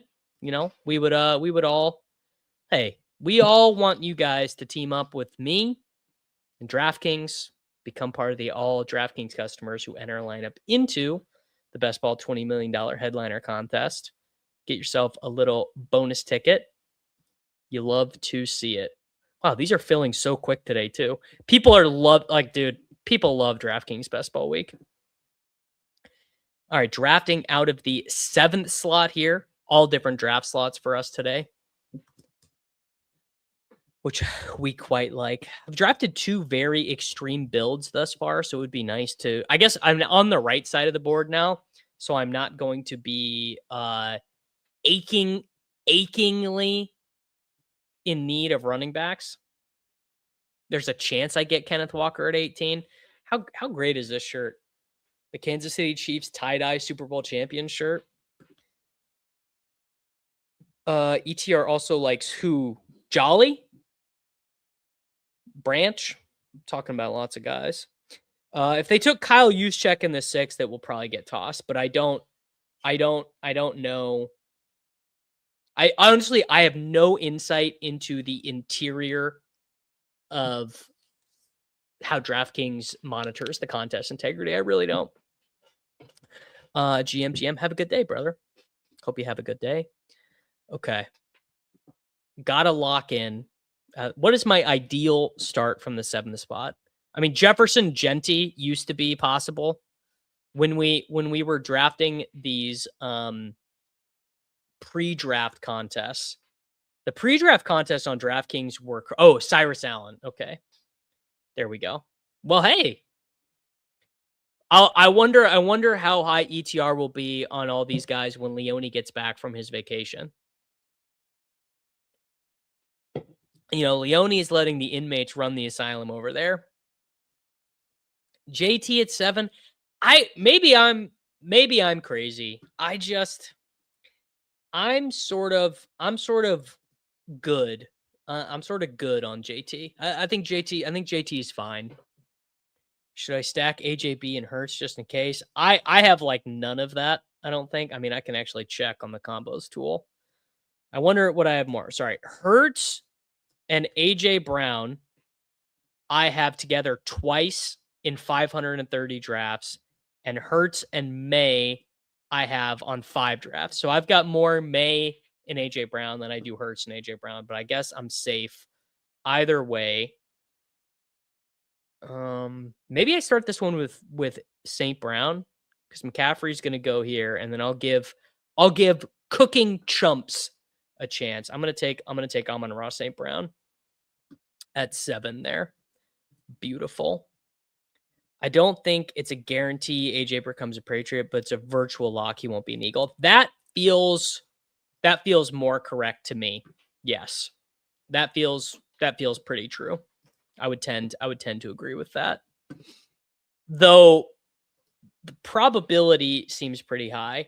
Like, I think this is the rare case that the market is so certain that AJ Brown gets traded that his average draft position is not going to move very much. I don't think there's that much room for AJ Brown to go up. I think we've all sort of made the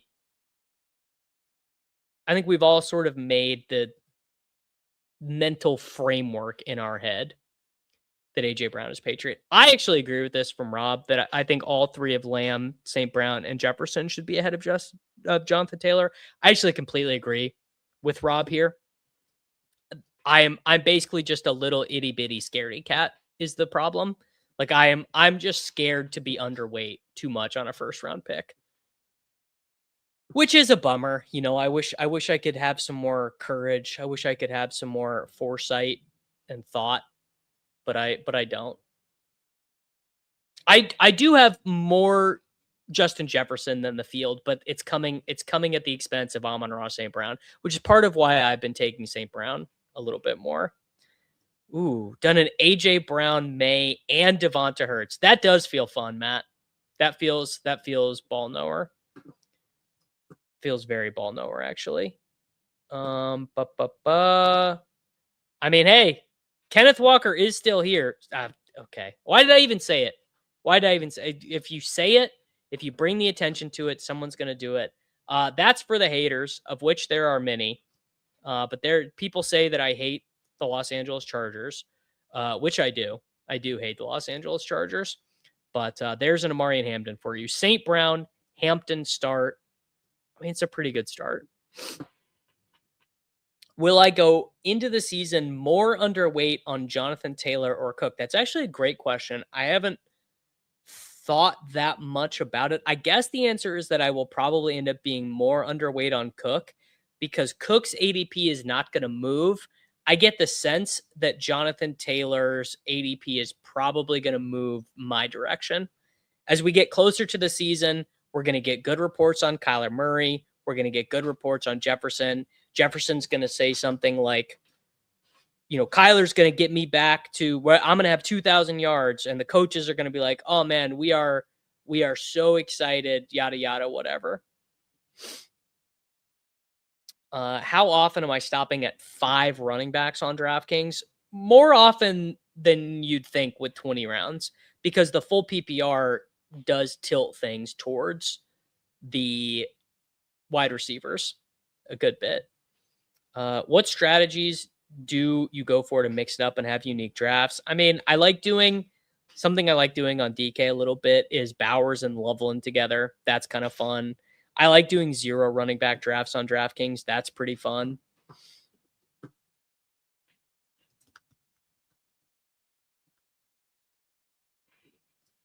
St. Brown and Hampton.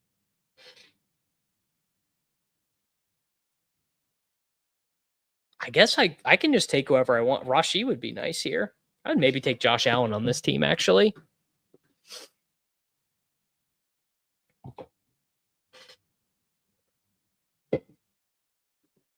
I never take Josh Allen, but this would be kind of the start to do it. I don't think I can do it. Okay, well, there you go. And I don't even have to decide on it, which is fine. Josh Allen in the 3rd round on DraftKings in full PPR, because quarterbacks lose a little bit of value in full PPR, does just feel kind of wild to me. A little bit too much. I'm really light on Lad. Okay. Welcome to the team, Rashaad. Why is Emeka Egbuka a 3rd round pick on DraftKings? What is going on there? Why is he so much higher? That does not make very much sense to me at all. There are like 4 guys I'd rather have than Egbuka. You know what I'm saying? Not that I am an Egbuka hater, although I guess my exposures don't make it look like I love him. Every time I'm about to make a decision on Josh Allen, someone takes him for me. Well, Mac Nova, I've got good news for you in that we are going to be drafting a lot on DraftKings this week. We're going to be drafting quite a bit. At least 3 streams this week. Going to do a video for Saturday morning. Lots of DraftKings branded best ball content coming your way. Hot take, Jalen McMillan will emerge as the wide receiver 1 in Tampa Bay. I guess I missed this. I missed that there was a training camp video. I've been so unplugged from the internet the last 2 weeks on the weekend. So 2 weeks ago I had a golfing trip, and then this weekend I was just reading a ton and golfing and hanging out. I am so online on the internet during the week that I do have to try and spend a little bit of time not directly staring into a screen on Saturday and Sunday. Well, Javonte, I would smash Javonte here. It's not going to happen. He's going to go. Cooking Chumps is going to take Javonte, but if he didn't, it would be pretty cool. Loveland also good here. DJ Moore very much not good here. Not interested in DJ Moore. Are you guys? All right, whatever. I'll take Loveland, who I'm a little bit lighter on. Loveland in full PPR is fire. And then I'm going to take Caleb in round 6. Sean, if I knew the answer to this question, I probably would already be a millionaire. But why do the quarterback picks seem so chaotic on DraftKings? I mean, part of it is that the audience that plays best ball on DraftKings is just a little bit more casual, it's just generally a more casual, less serious group of people, less likely to have ranks, less likely to be using like an overlay or a helping tool. Part of it is just the nature of the average draft position too. The quarterbacks are higher, but in full PPR, quarterbacks are also worth a little bit less. So it's just, it is just kind of, if you spend a lot of time drafting a more serious formats, if you've been drafting on Underdog, you come into the DraftKings rooms and you're like, dude, no one knows what's going on here, is kind of the experience. Well, Caleb is probably not even going to be available to me at 66, actually. Okay, the Burden drafter is behind me, and hopefully the Rome drafter is also behind me.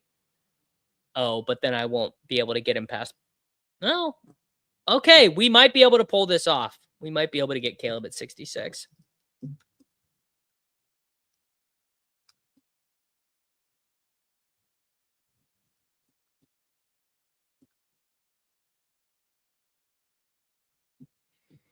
DK drafters can give you some amazing ADP gifts, but they can also obliterate your stacks. Yeah, it's a true, it's what you make of it. You're going to have some DK drafts where you're like, oh, I'm pulling my hair out. This was so annoying. And then you're going to have some DK drafts where you're like, I can't believe this is so easy. Yes, DK DraftKings is for sure the home of the unstacked round 5 Joe Burrow.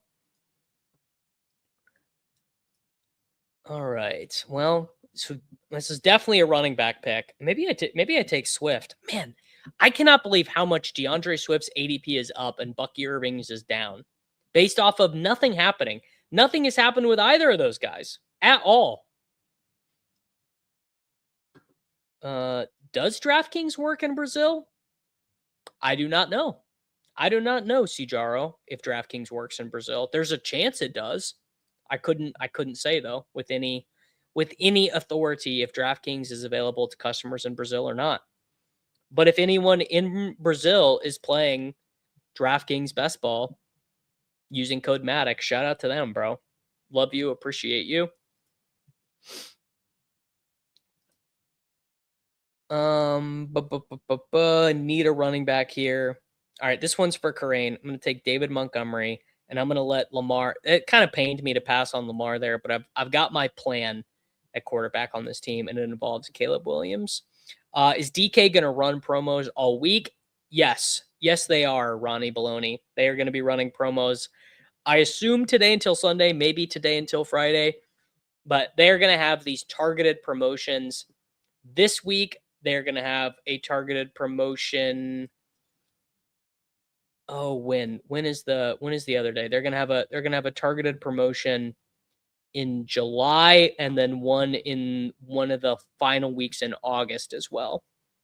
So those are going to be, if you are looking to get your max dollars out, do everything you can, then plan to save some of your DraftKings Millionaire Maker entries for then. But you should be doing them in general when the promos are live. And then they don't even do a great job of advertising this. But if you max the DK Million, I believe you get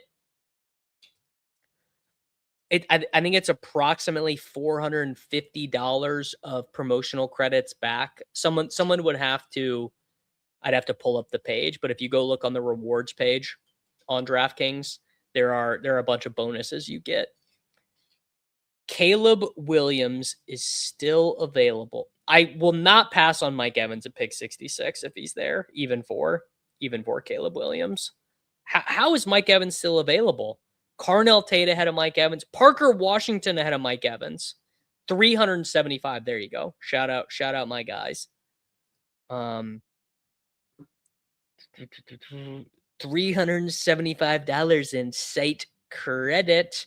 No UD this week, Chris. We are 100% DraftKings on the stream this week. All DK all the time, brother. All right, we are going to select Caleb Williams here with my guy Colston Loveland. And then we're still going to be a little bit, I don't know, I'm going to have to bail myself out of wide receiver here. Bang. All right. Caleb Williams, Amarian Hampton, David Montgomery, St. Brown, Rashee Rice, Colston Loveland. Just an absolute all-star squad. You love to see it. This could maybe even be a 9 wide receiver team because we're probably cool with 2 tight ends on the Loveland team. Although philosophically, I've been thinking a lot about what do we do with these.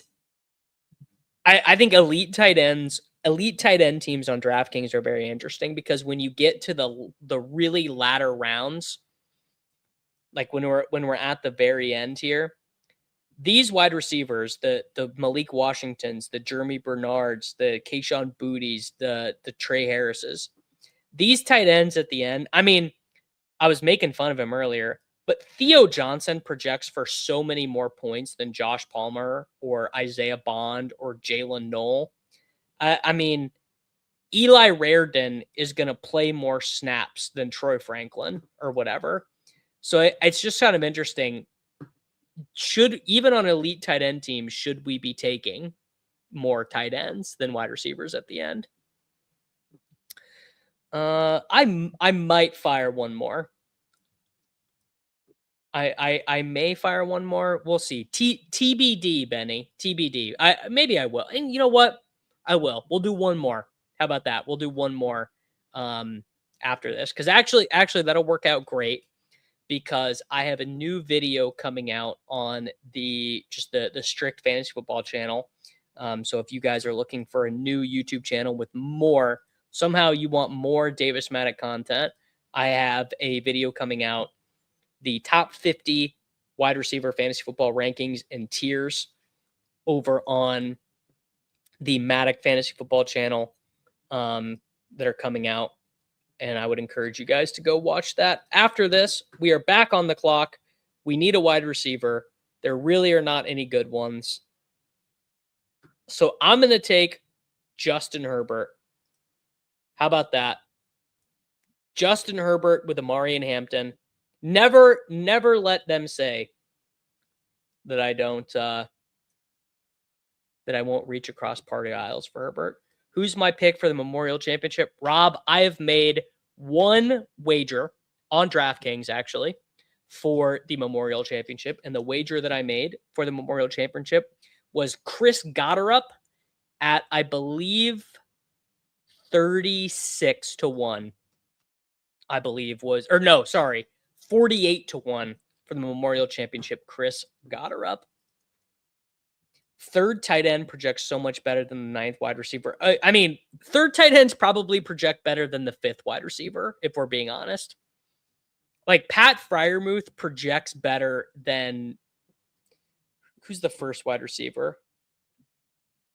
I'm going to guess. Let's just guess.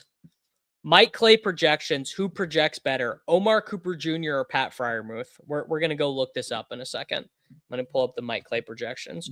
So Pat Freiermuth, more PPR points, or Omar Cooper Jr.? I honestly am going to guess it's Freiermuth. Yes. Chris Gotterup, University of Oklahoma's own. All right. Now I got to take... Oh, Godwin's actually great here. Godwin spread the word of Chris Godwin. I could take QJ here. Could take Worthy here. I mean, I don't have to, but I could. Chris Godwin. All right, bang. Okay. To illustrate my point, we have got Omar Cooper Jr. Omar Cooper Jr. is projected for 54 receptions, 665 yards, and 4 touchdowns, 143 PPR points by Mr. Mike Clay. Pat Freiermuth, who is the tight end 27, is projected for 60 receptions, 601 yards, 3 touchdowns, 136 points. There's a 60 pick gap between those guys. The thing about me is that I'm just not really a QJ guy. Mason, please forgive me, but I am just not a big QJ guy. I cannot even put it into words how badly I want Scotty to win the career Grand Slam at Shinnecock. I don't feel the same. I bear no ill will towards Scotty. I just don't particularly care that much. The guy I want to win the career slam for sure is Jordan. That one I'm really rooting for. Life on the line, Gunnar Helm or Terrence Ferguson to break out if only one does. Hand on my heart, true life on the line, it's Gunnar Helm. Because Gunnar Helm is just going to play more. Those projections, I just Google Mike Clay projections. They're free. I mean, are they the greatest projections in the world? I don't know. I just like them because they're free and I can just reference them very quickly. What percentage of T-Ferg will you have in the FFPC with the free look? I mean, I would imagine straight up 100%. What, assuming you can get him in the 16th, 17th, 18th round in FFPC, I don't know why you wouldn't have Ferguson 100%. He's got to be Helm and Ferguson because of their ability to earn a bunch more playing time.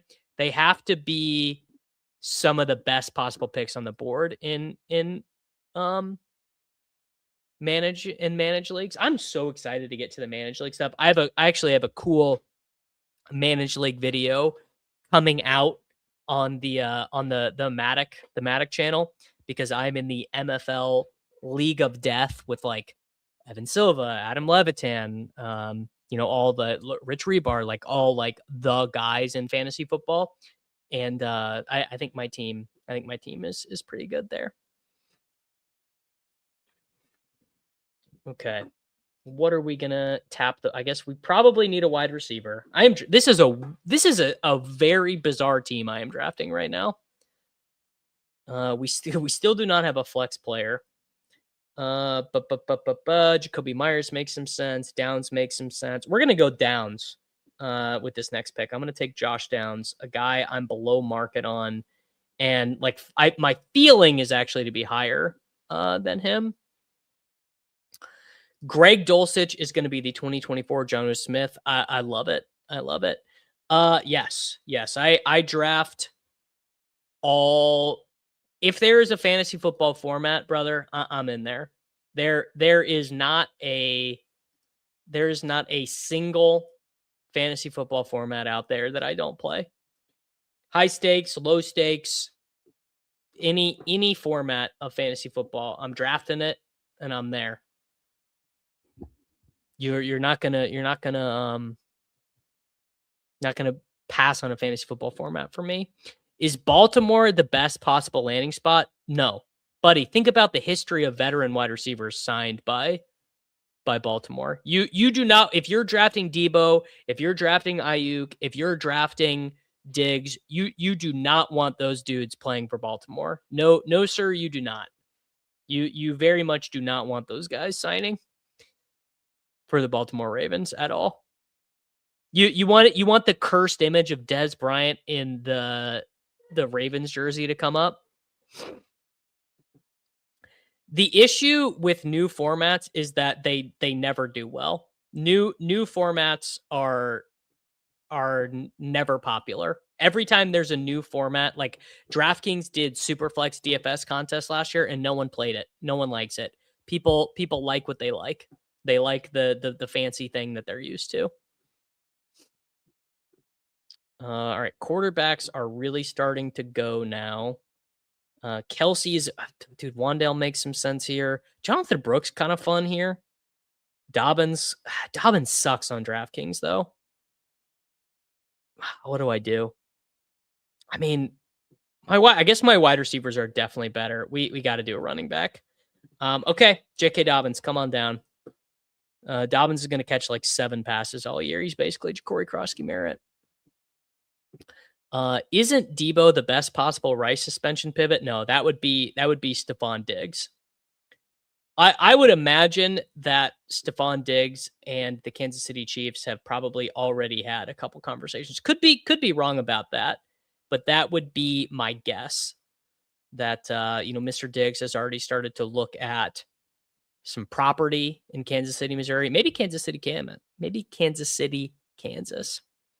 The one I could see catching on for format variants would be 1-1-1 and multiple flexes. I mean, that would be very fun, but again, that also that's like more of a math-based game.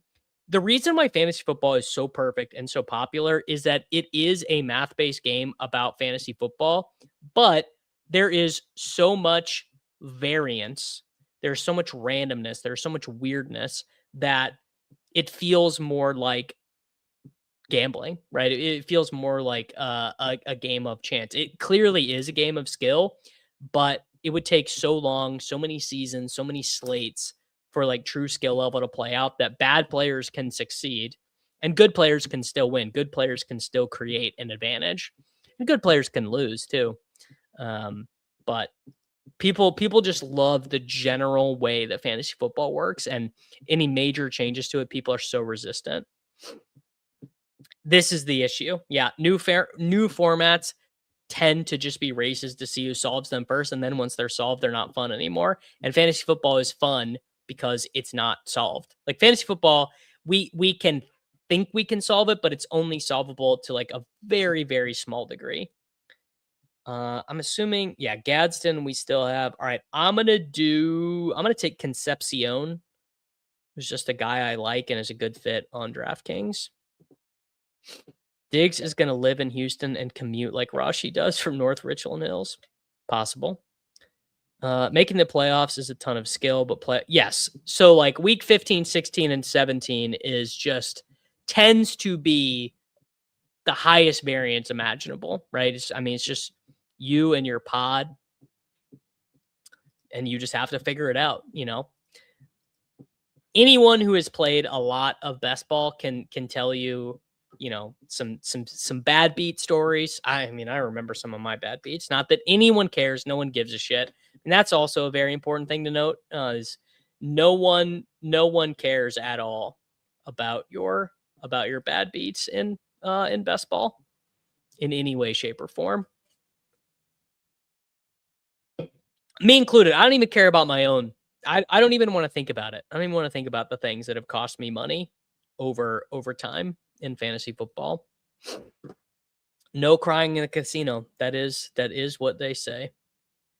All right, recapping this team real quick. We have got Caleb Williams, Amari Hampton, David Montgomery, Amon-Ra St. Brown, Rashee Rice, Chris Godwin, Colston Loveland, Josh Downs, Justin Herbert, J.K. Dobbins, Casey Concepcion.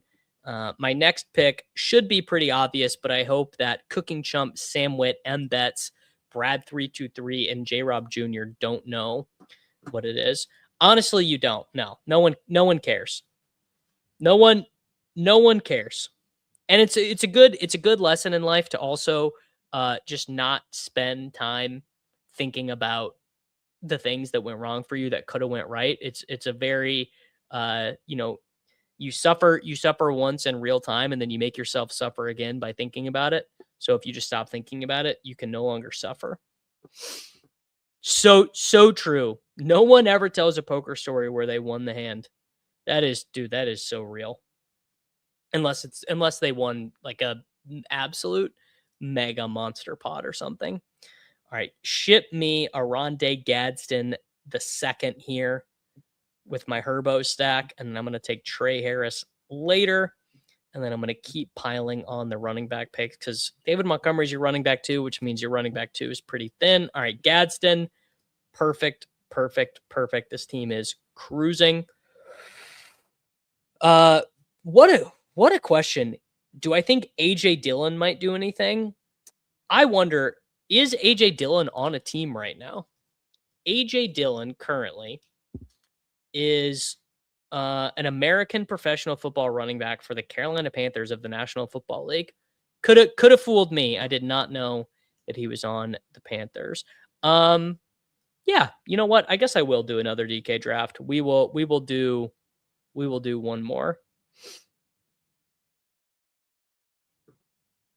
There you go. I found out today that AJ Dillon is on the pan. How many likes do you guys have on this video? Actually, I'm not gonna commit to doing another one without checking the likes.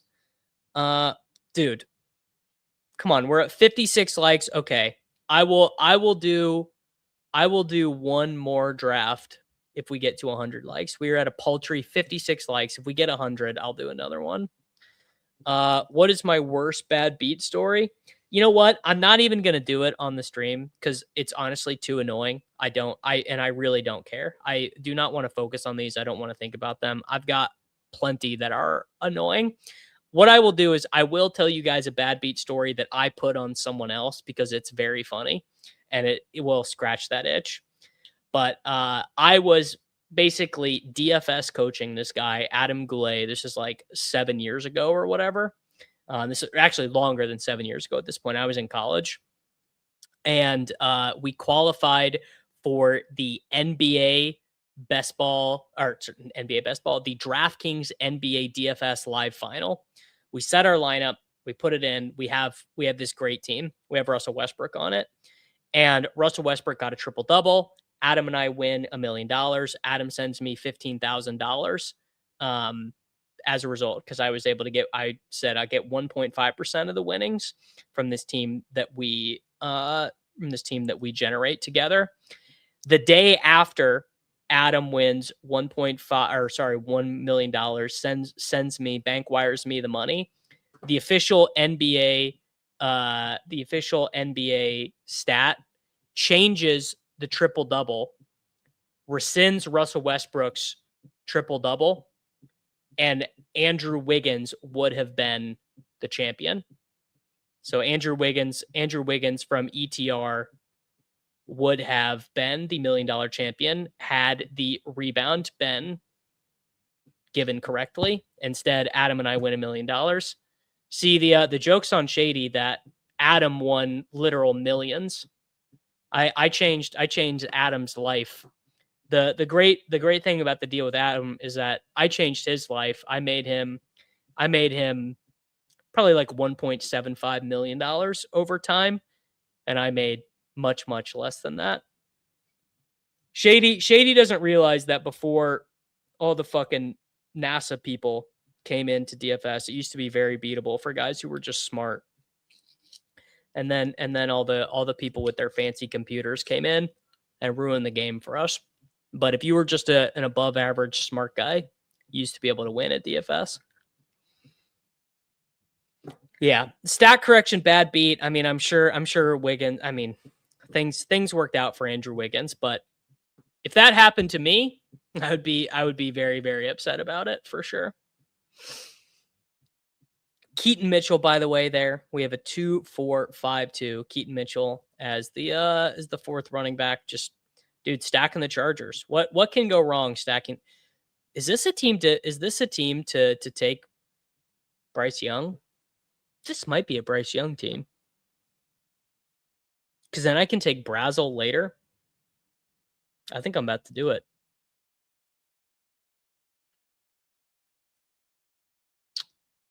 Yeah, I'm going to.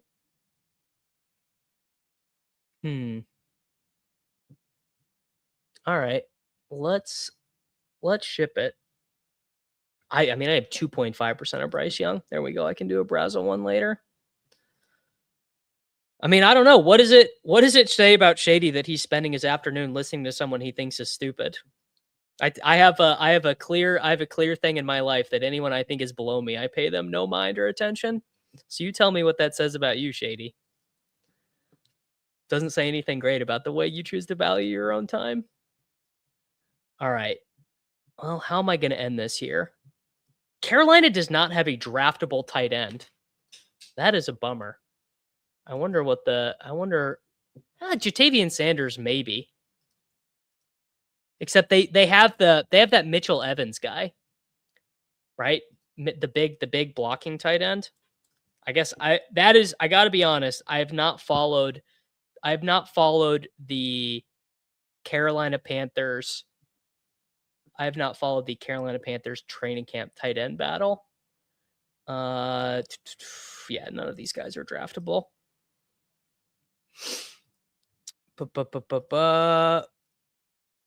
I mean, Shady would do the same thing I do, which is I only read books that were written before the invention of the cell phone, and I don't listen to anything other than history podcasts written by PhDs. Your media diet is very important. I would say in this day and age, probably nothing is more important than your media diet. And gotta be very careful. Garbage in, garbage out.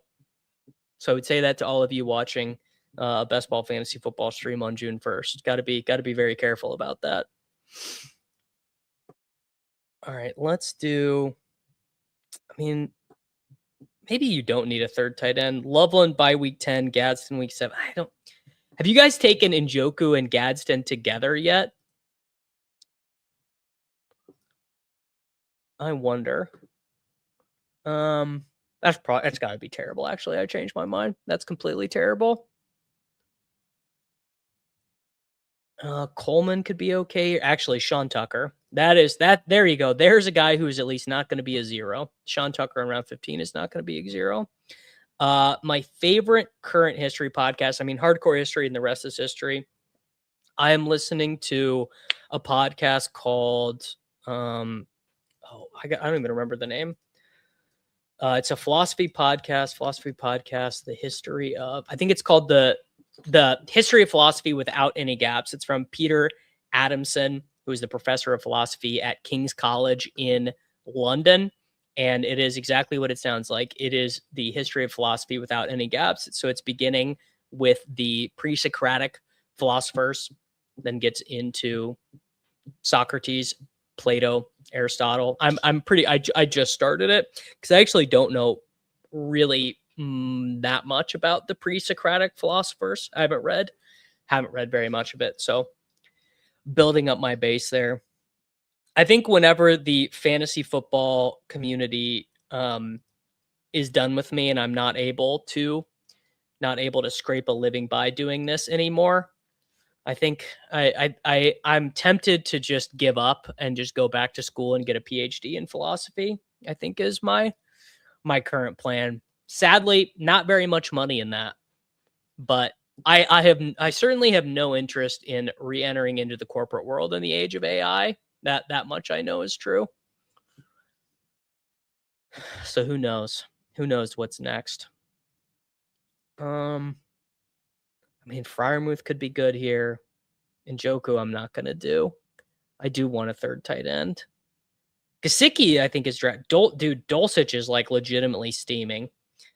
I'm gonna take Trey Harris here. Add on. I mean, the Chargers giga mega stack.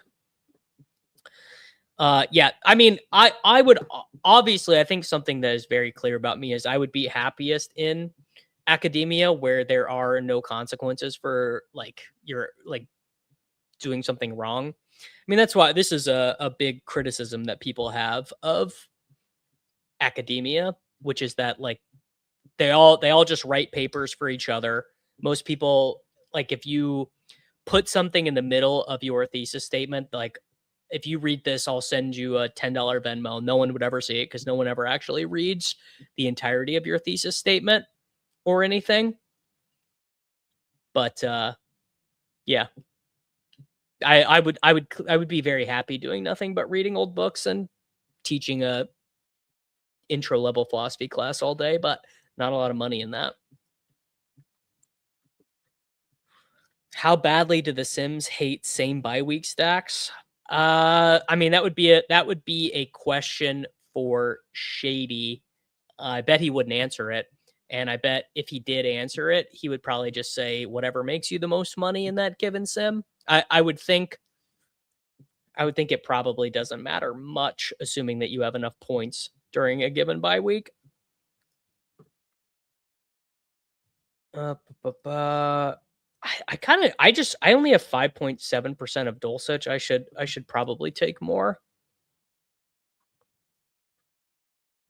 The reporting on Dulcich has been that he has the most rapport with Malik Willis in training camp, which I guess is not that surprising given the sort of pass catchers that who's he going to have rapport with, Jalen Tolbert or Tutu Atwell? Probably not. So that's what I'm going to take right here. I'm going to take a little bit of early Dulcich. Dulcich is a yak demon. Is that even true? I'm gonna guess that's not true. It could be. All right, we have a 3-5-6-3. So right about, 3 tight ends even with Gloveland. I'm still hip with it. I don't even think Theo Wease Jr. is on the roster anymore. Although Theo Wease Jr. scoring a 75-yard touchdown last year was a really good bit. That was a very, very good bit. Yes, people forget. Do we even? I don't even think we really claim. I don't even think we really claim Theo Wease Jr. I think probably the University of Missouri is the team that claims Theo Wease Jr. 3-5-6-3. I guess with this running back room, I'm kind of thinking so Hampton, Montgomery, Dobbins, Keaton, Missile, Sean Tuck. I feel like I probably need another one. The Sims would probably, the Sims would assuredly say no. I'm sure the Sims hate these teams. This is so true. If you win the DK Millie, shout out to my friends at DraftKings, money doesn't matter. That's for sure. Well, actually, no, I would not. If I won millions of dollars, I would go to the countryside and hang out with my wife and my child and no one else. Is Darren Waller playing this year? I would guess no, but because I would think the Chargers and McDaniel chose Njoku instead of him. Have I won any big tourneys? Not even at all. 0%. 0 big tourneys won. I have already read a bunch of this stuff, Raphael. I've read St. Thomas Aquinas. I've read the Confessions by St. Augustine. Those are the very, very, St. Augustine, I think you could argue, was one of the first real guys who knew he was writing philosophy kind of at the time. Man, it's just so dark here at running back. Wow. And I can't even take Braylon Allen. All right, I'm going to do Jordan James. Just a little stab there. GM Kevin. If you win the Millies, we can find a spot to retire together and co-design a meditative water feature. Shady, I think that would be great. I think we would both be very good at that. If I win the DraftKings Millie, I promise you this. You guys are not going to get daily videos from the Davis Maddock YouTube channel next year. I probably couldn't quit though. The thing about me is obviously I'm lying some degree. I'm lying to a large degree probably about my ability to not get attention. I would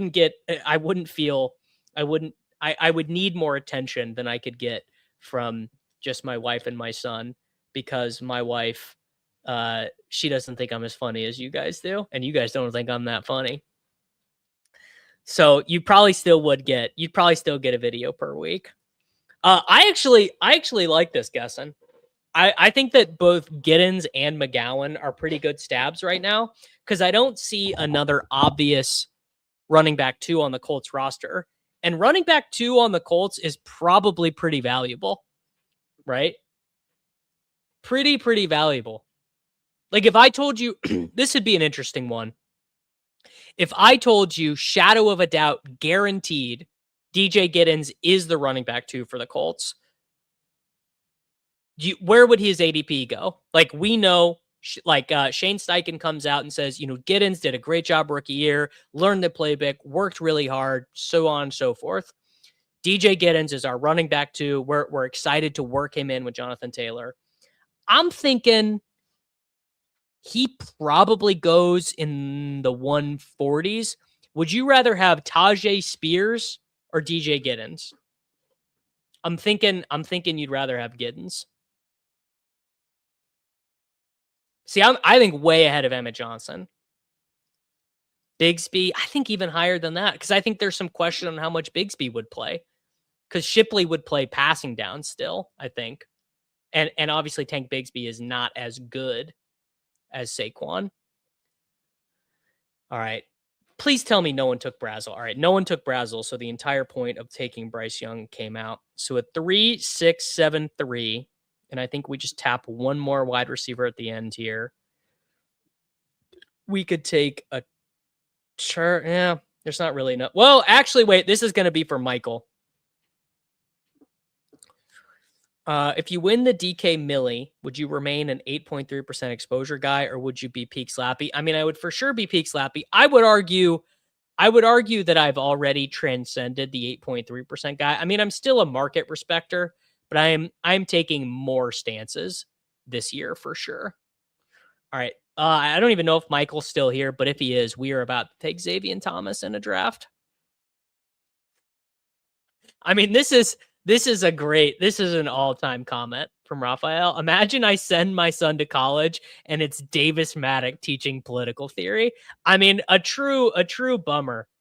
A true bummer for if you paid your kid to go to college and they're learning Marxist theory from Davis Maddock. I mean, that is so good. Oh, that made me laugh, Raphael. Surprised to see how little stock you're putting into week 17 correlation this year compared to years past.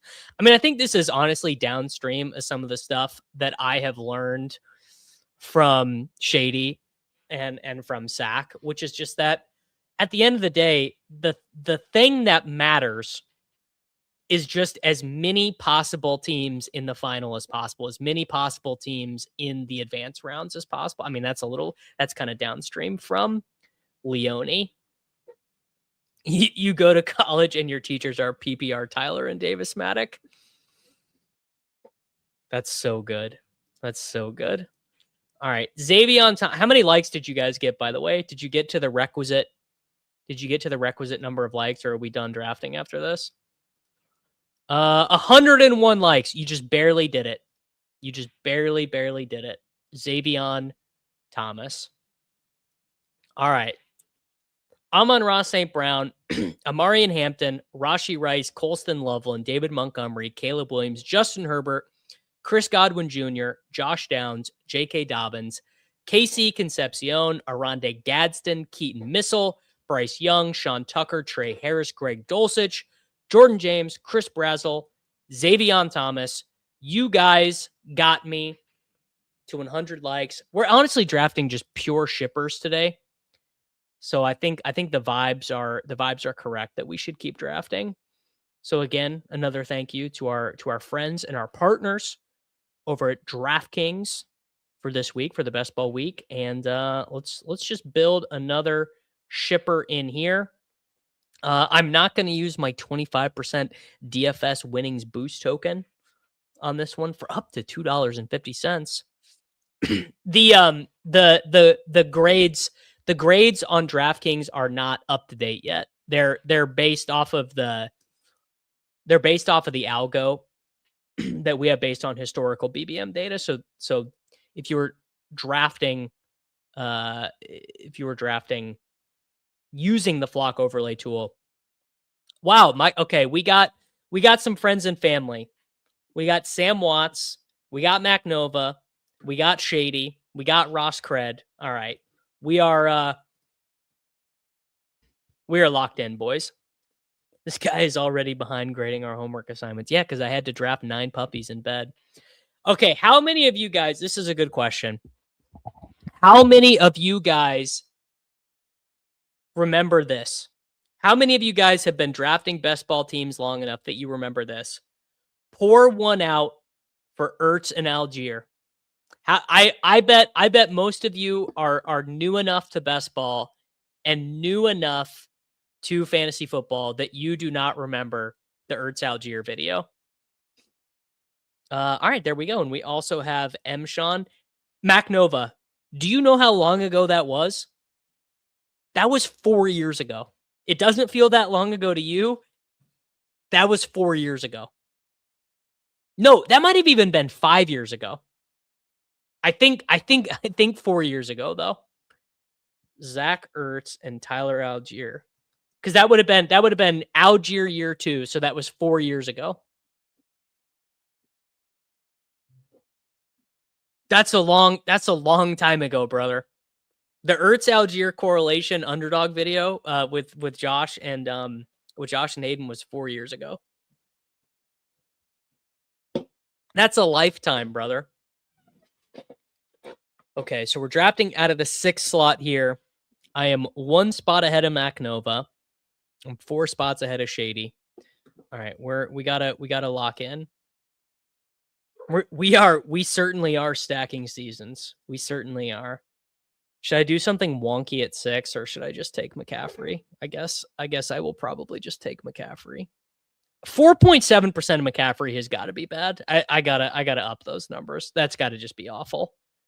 I need to at least have a 6% exposure blanket on him. All right, CMC. Ertz Algier was 2024. Is that right? Cardinals, Commanders. No, sorry. Not even. Oh, no, what Cardinals, Falcons. Okay. All right. It was 3 years ago. 3 years ago. All right. I did. Yes, I did. I did see my guy, Matthew Betts from the Ballers in the previous draft. He actually has been on a video on the channel before. I like him. He does good work over there for the Fantasy Football Ballers. Shout out to them. Oh, here we go. AJB official. Did Schefter tweet it? Did we get the Shefty official? Here we go. All right. ESPN sources, the Eagles are trading Pro Bowl wide receiver A.J. Brown to the Patriots for a 2028 first-round pick and a 2027 fifth-round pick. That is the better of New England's fifth. The deal that has been speculated on for, quote, weeks now is finally happening. Browns and Patriots head coach Mike Vrabel are reuniting. There we go. There we go. The deal is done. A.J. Brown is officially a New England Patriot. There we go. The deal is over. I mean, look, we all knew this was going to happen. Absolutely horrible for Romeo Doubs. I would say a slightly positive upgrade for A.J. Brown. I am not going to move A.J. Brown too much in my rankings. Kayshon Boutte is still not really a pick to me. I would rather take Kyle Williams than him. You know, hot take, my opinion. I'm gonna start with double running back here. I mean, you love to see it. Chase Brown, Derrick Henry.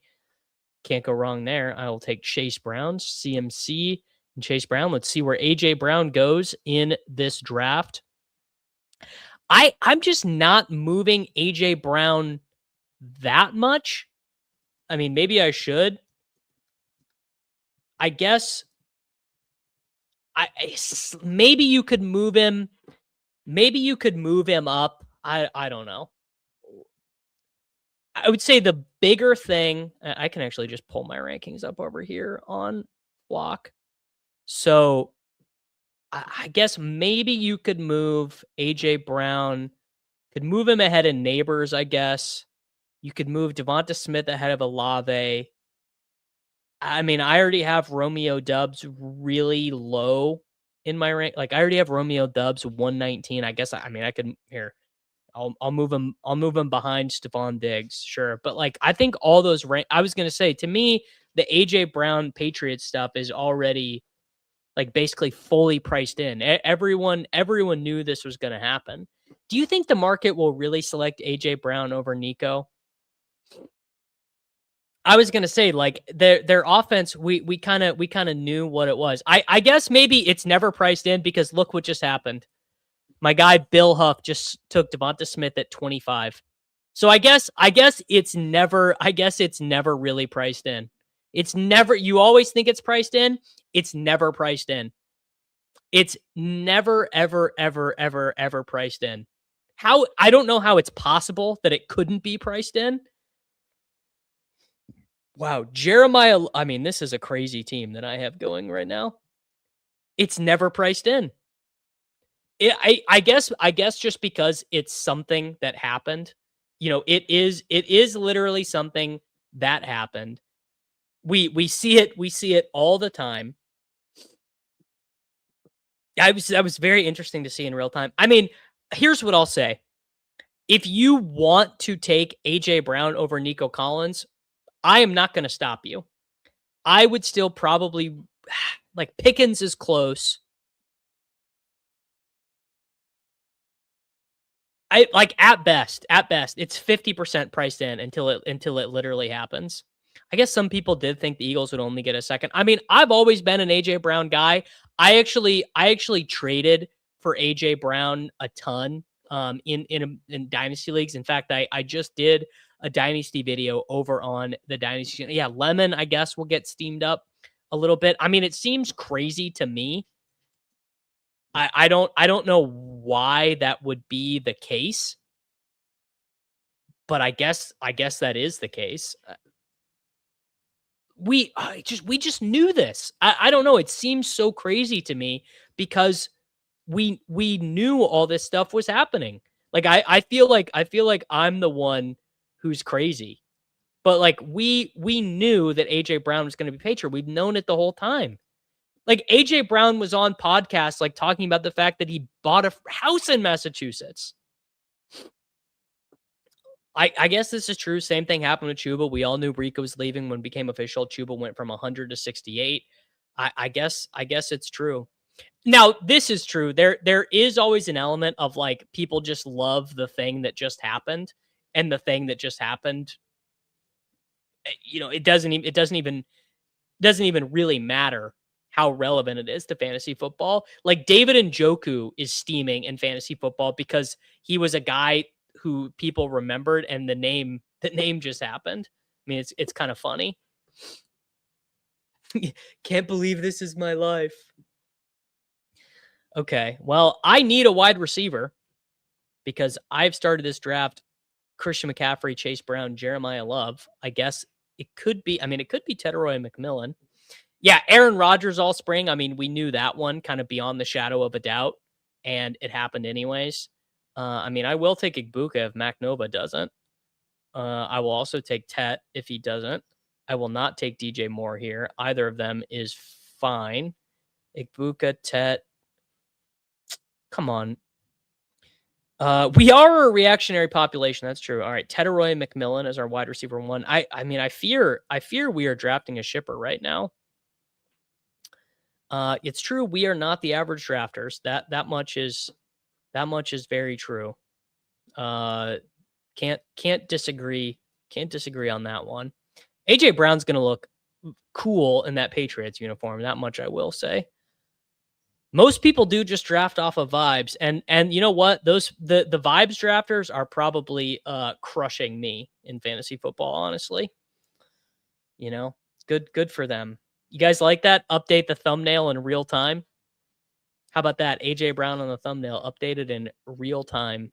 Did AJ Brown post any Sun Tzu quotes yet? No, probably not. Well, maybe. Well, how do you celebrate if you're a wide receiver who just wants targets? Hard to say. How do you celebrate if all you care about in life is getting more targets? Okay. Well, so AJ Brown win at 21, Devonta win at 25. Be interesting. I mean, is May gonna is the reaction? Are we gonna bump May up? I mean, Wicks. I don't think the role changed for Wicks. I guess I have had Wicks and Lemon and Goddard. All these guys have been ranked at the same spot for me this whole time. But maybe I'm the one who's wrong. I think most of the people I know who do projections, like the ETR projections, the leg up projections, like I know everyone at Flock was just treating AJ Brown like a Patriot already. Yeah, I think Wicks has always felt pretty fine and reasonable. All right, I will take DJ Moore 10 spots after ADP. If they make me do it, I will do it. I'm not going to be happy about it, but I got to do it. Oh, value hounding DJ Moore 11 spots after ADP. I think everyone has Brown low. I honestly don't understand how he wasn't used in Philly. Probably a big year coming with 10 targets a game. I mean, he was pretty good in Philadelphia. For sure, now May goes ahead of Burrow and Daniels. I don't know. May over Hurts now. I mean, I think it seemed fair before. That group of quarterbacks is that group of quarterbacks is all pretty interchangeable, and I think you just those round 6 quarterbacks, you just take whoever is correlated. I know that was not a fun DJ Moore click, but who am I if I'm not taking guy? Who am I if I'm not taking guys 10 spots after ADP? Drafted so much May and Brown in the pre-draft tournaments. Any way to see how often that was done? I actually think I can check that for you on Flock. I'm pretty sure that our uniqueness has the ability to check that.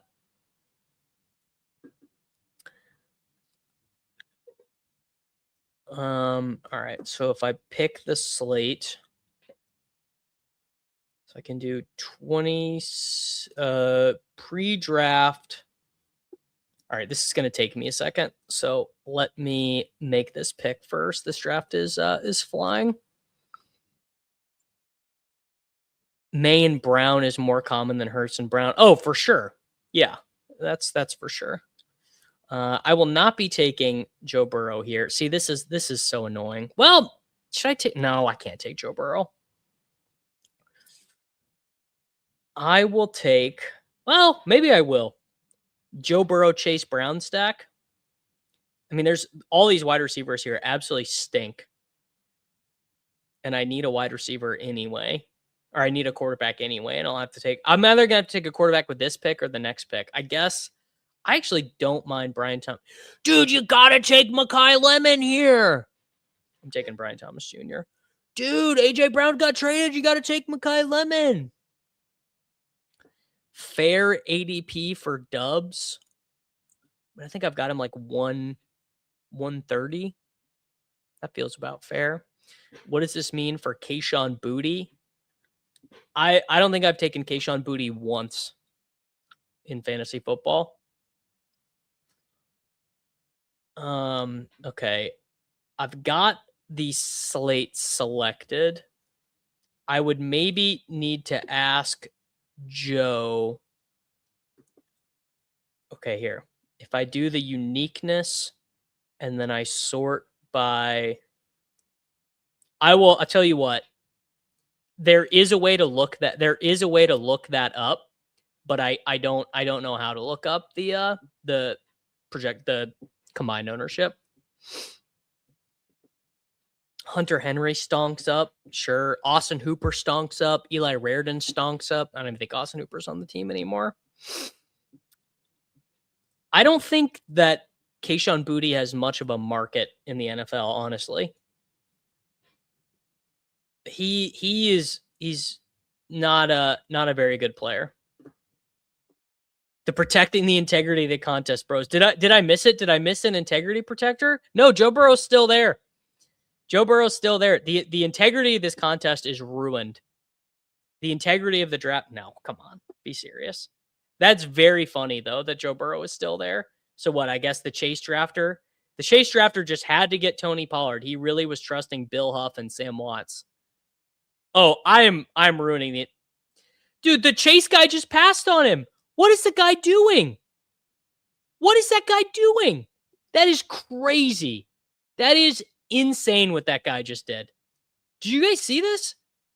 Sparky 4160 pushes Joe Burrow around to 75. That's 25 spots after ADP.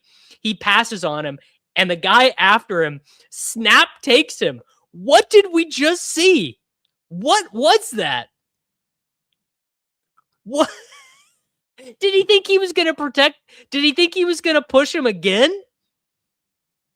That is already the wildest thing I've seen in a DraftKings draft yet. Sparky 4160.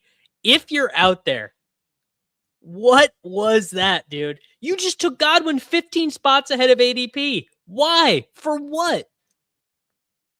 What did you just accomplish, dude? That was insane.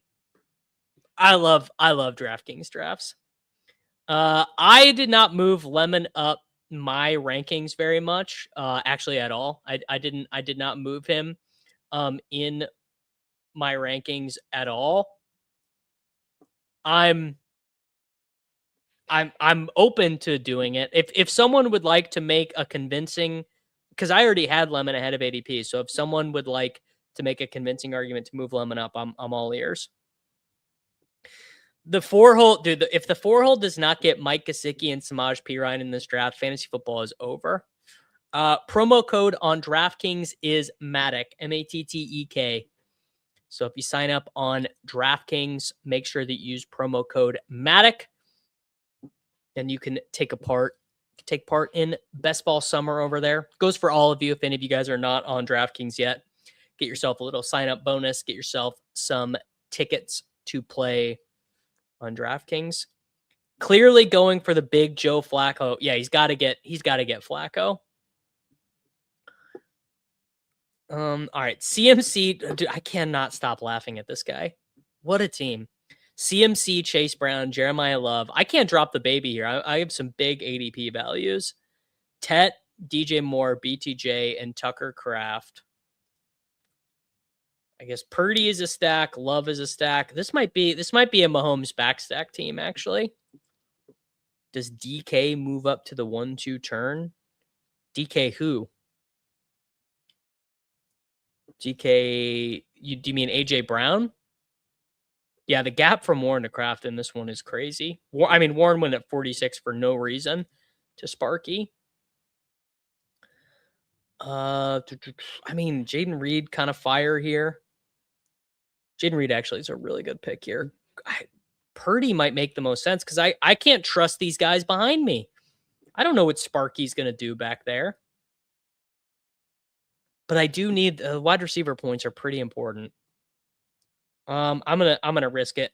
I'm gonna take Jaden Reed, and I guess we'll have to take Jordan Love ahead of ADP.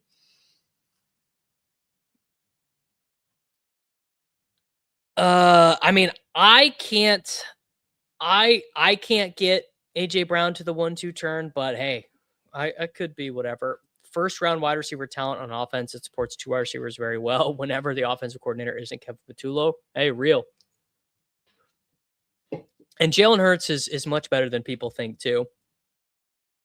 I did not know they were doing the Ladies U.S. Open at the Riviera, but that is fire. That is a great golf course. Okay, well, Sparky backs up Chris Godwin Jr. with Cortland Sutton, so he's getting a nice little ADP value there. I'd love to know. Sparky, man, if you're watching, please comment down below, Sparky.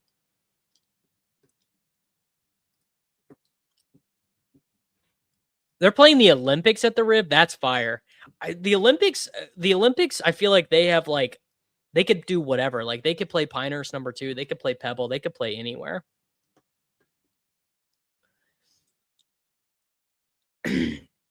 All right, Sparky.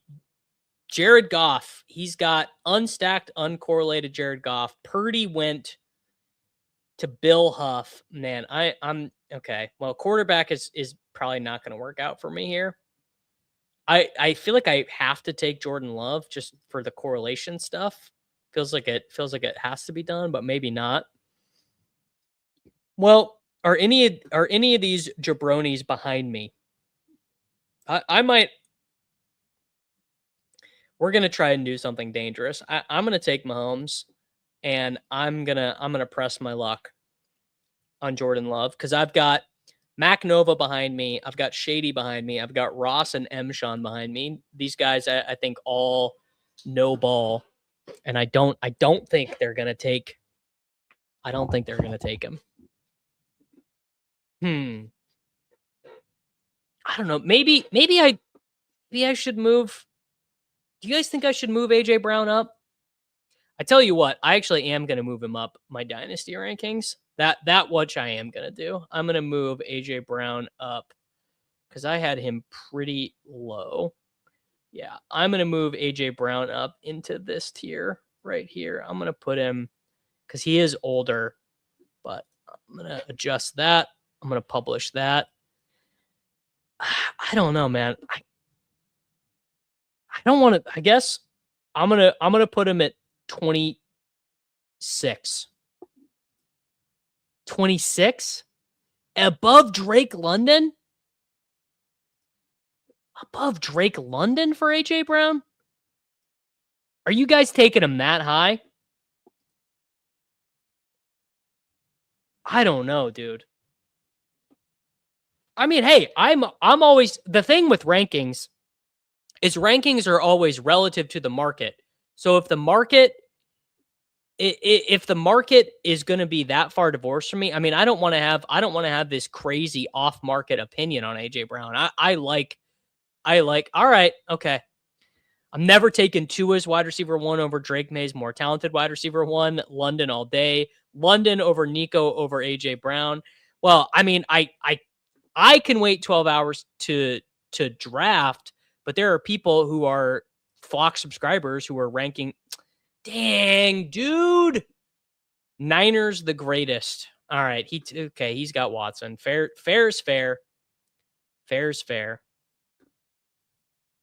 But I mean, this is crazy. Why? We all knew this was going to happen. We all knew this was going to happen. I am only moving him because of the market. I'm not moving him because anything has changed for me. My rankings are always relative to the market. Always, always, always. All right, got to take Kelsey here if McNova doesn't.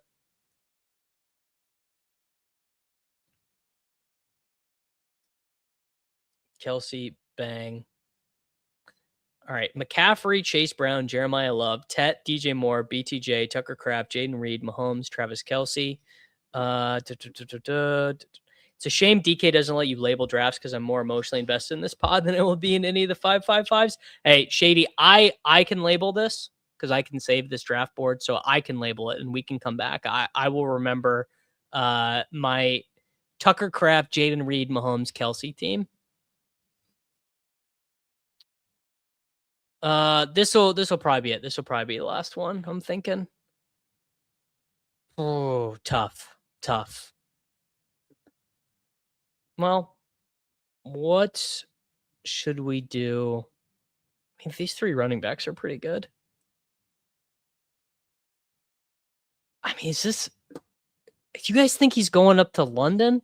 You guys think he's going at 21? All right, I'll 21.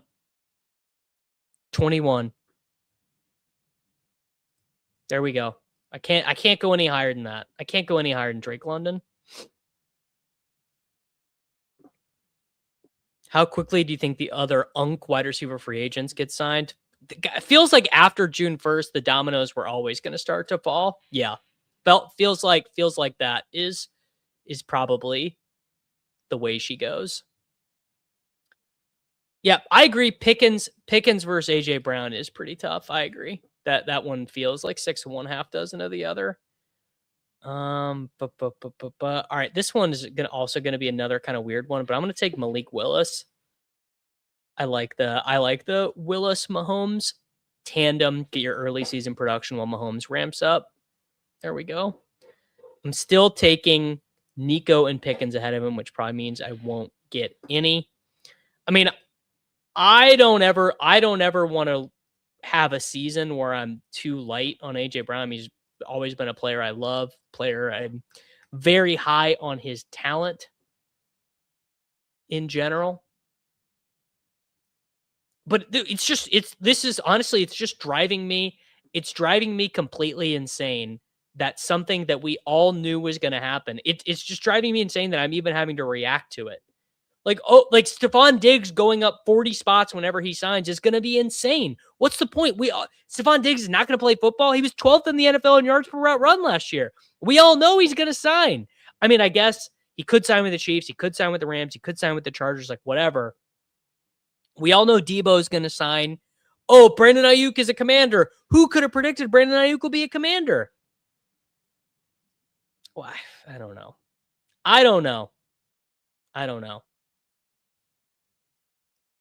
And these are the people that beat me every year too. Isn't that the thing? The people who are shocked They're like, what do you mean? AJ Brown is a Patriot, dude? That's crazy. These are the people who beat me in the Pomeranian 7 every year. You're joshing me, bro. You're absolutely joshing me. Good for them. Good for them, dude. I bet they're happy. I bet the people who are surprised that AJ Brown got traded are so happy. I mean, I bet they are the happiest people on the face of this planet. Just cruising, chilling, having a great time, watching young Sheldon, going to the grocery store, talking to ChatGPT about their feelings. I bet it's such a beautiful life, dude. I wonder. Jaden Higgins for the Wisconsin Dells. Just like not Tracy's kind of the end of a tier at running back, so we're gonna do Mr. Tyrone Tracy. How many of those people are drafting best ball teams in June? I mean, I would assume 0. The young Sheldon thing is it's a joke from ADP chasing that, like, basically, because I made a joke about America A, America B, and Jacob said that his group chat does the same thing, except they separate the world into people who would prefer to watch the Bear or prefer to watch young Sheldon. And I just thought that was very funny. I thought young Sheldon was a funny way to say it. Listen, you don't get to be thankful for fantasy football being unsolved and also react to market flaws. I mean, I think fantasy football is kind of mostly solved at this point. It's just variant enough that people like me get to have opinions. Like, in terms of like strategy and like EV and Sims and everything, fantasy football is pretty solved. But the outcomes are so random and so variant that like what's the old saying? Like, I can stay solvent longer than the market can stay irrational. In fantasy football, it's the opposite. Like, in fantasy football, the game itself can stay irrational far longer than most people can stay no, I would have to think of the right way to phrase that. But basically, the game is so irrational that the solvency of the player pool is going to be just very, it's the old MTT thing. Exactly. Like, I think MTTs are like kind of solved, right? Like, ooh, these wide receivers stink right here. Tight end, quarterback, Jacoby. You know what? We'll take a random dimes. Why not?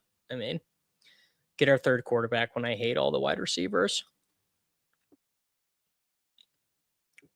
AJ Brown just went 13th in BBM. I mean, dude, he just signed. You got to take him. He just signed. Why wouldn't you take him? I think there are windows of improper pricing, but they close quickly. That is true, but I would also just say, like, I mean, the edge to be gained in fantasy football is actually when you disagree with the consensus and you're right and you have like good logic for why you're right. So, I mean, this is always the example I bring up, but if you had absolute perfect ownership percentages and field sims, so like, let's say you could accurately predict every team in the DraftKings Best Ball Millionaire Maker, the entire, I think it's like what, 1.1 million total entrants, and you could project every team perfectly, all the unique combos, everything. Or you could have exact perfect information of every play-by-play of every game in the 17-week NFL season, but you didn't get to know anything about contest sizing or blah, blah, blah, or anything else. You would obviously much rather have the correct projections. So if the entire market says Omar Cooper Jr. is the wide receiver, this is just an example, it's not real, but the entire world says Omar Cooper Jr. is worse than Garrett Wilson, and you say, no, Omar Cooper Jr. is the next Amon-Ra St. Brown. He's amazing. He's unbelievable. And you're right. And Omar Cooper Jr. finishes as the wide receiver 10. you win a ton of money, or at least a ton of theoretical money, because you're going to advance a bunch of teams. Dude, Sparky is going off over here. My guy Sparky has Goff and Mayfield with Tyler Warren. Like, I mean, dude, we are having ourselves a day out here. The example from last year that I always bring up in terms of like all of our theory and all of our thoughts and all the Sims and all this. I'll explain actually after I make this pick. But I need another wide receiver, and I'm going to take Denzel Boston. So there were those $1 contests, and I did 100 entrants in the $100 contest, and I did 100 in the other, and I auto drafted them all with the same roster presets. In one of them, I advanced like 12% of my teams, and in the other one, I advanced I think like 45% of my teams or something. It was a really high number. And the only difference was that one of those auto draft sets came either the day of or the day after it became Quinshon Judkins was not going to be charged. So he wasn't going to be suspended. And so I had Quinshon Judkins at like 80 in my rankings, and I had like 85% of Quinshon Judkins. This was the only material difference. And because I hit on one league winning advance rate guy, I advanced a bunch of teams. Now, those teams, like I didn't win the final or anything, but that's not even the point. The point is that if you get 2 of those spots right a year and you really hammer them, there's no amount of anything else that can beat getting the raw points correctly. And that's just all it is. You get the raw points right compared to the field, you are going to win a lot. Now, your ability to do that on the outside is just like probably not going to be very good. And you're probably going to be about 50-50. Well, no, you're going to be way worse than 50-50. The market will be better than you in the aggregate almost for sure. Right. And that's kind of the whole point. And maybe you have inside info. I mean, that changes the criterion too. It's like you might have inside information. You might know someone on the Rams coaching staff who says, "Oh, actually, dude, we're gonna throw the ball so much to Max Clare. We're gonna throw the ball to Max Clare like you can't believe." All right, I think Tank Bigsby is going to be our final running back here. Check out Reginald's team to your left. Reginald has Lamar, Daniels, Sam Darnold, and CJ Stroud. So someone's getting squeezed at quarterback here. M. Sean has Shuck and Bryce. Ross has Lawrence and Dart. Shady has Dak and Kyler and Rodgers. Niners are great has Herbert, Love, Ward. My guy Dill has Josh Allen and Jacoby. Mac Nova has May, Nix, and Mendoza. I have Mahomes, Willis, Jones. Blaze Don't Phase only has Burrow. Yeah, well, you kind of run out of quarterbacks. But I don't kind of forgot the point I was making. It was a long and updated point though. JCM Brooks, C-Rod. That guy has the type. Although I guess Jonathan Brooks was a pass catcher theoretically, back in the day. And we're talking that was many days ago for the University of Texas at Austin Longhorns. Long time ago. Man, we knocked out a bunch of drafts today. Feeling good. We broke some news. We changed a live thumbnail. It's always a good stream when I have to change the live thumbnail or when I have to change the title. I mean, that's generally when you know that we're having a good stream. That's what we want to see. I don't know how I'm going to finish this team out though. Well, I know one of the picks that I'm about to make, and I'm about to reach egregiously on them so I don't get sniped. I didn't want to take Malik Washington, so I didn't. But I'm about to overreact to a beat report, and I'm going to draft. Come on, look at that hair! Are you kidding me, Greg Dulcich? 3-5-5-3. With Greg Dulcich and Malik Willis. You love to see it. I don't think I'm doing a short. I think my time. I think my window to record a short for the AJ Brown thing passed in the middle of this stream. I hate picking Kamara, but fit the team too well. Am I down on him? I mean, I just feels like he's probably going to get cut because there's enough in the air about Alvin Kamara getting cut that I think it's probably over. Although him getting cut is kind of sad because he was like, I just want to retire in New Orleans Saint, but he doesn't want to give up the money. So I guess maybe it's not sad. I was going to say it's kind of sad, but I suppose it's not sad if my guy's getting paid. So if he's getting paid, shout out to him for getting paid, I suppose. But Devin Neal was pretty. I mean, I like Devin Neal as a prospect. I would say, there are a lot of valid criticisms of me. I'm not very smart. I talk too much, kind of uppity, kind of full of myself. But I don't think anyone would generally ever say something I lack is self-awareness. I would say that's probably if you like me, if you watch this channel, that's probably the one kind thing you could say about me is if nothing else, Davis Mattek is aware of himself. Yeah, honestly, this is the same thing. Did you see the wide receiver news? Mike Evans to San Francisco? It's honestly, it's about the same level of overreaction. It's kind of insane. What do I know though, man? What do I know? All right. Let's do, and there's not much correlated here. I'm probably done at running back. But dude, should we take Kayshon Boutte? No, we're gonna take Zachariah Branch.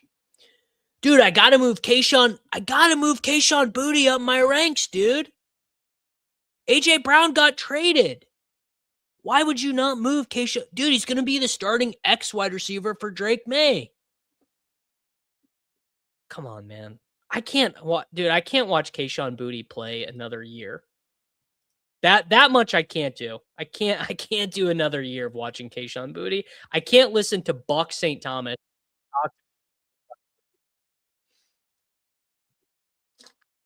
Yeah, can't do that. AJ Brown's backup has been very good the past few years. Who is Kayshon Boutte has been good. I'm not having that. I mean, he's been fine. Some poor soul is definitely wondering what this means for Hollywood. Oh, no, my mic messed up because I actually just I just opened I just opened my own video up in the other time. I messed up the premiere times.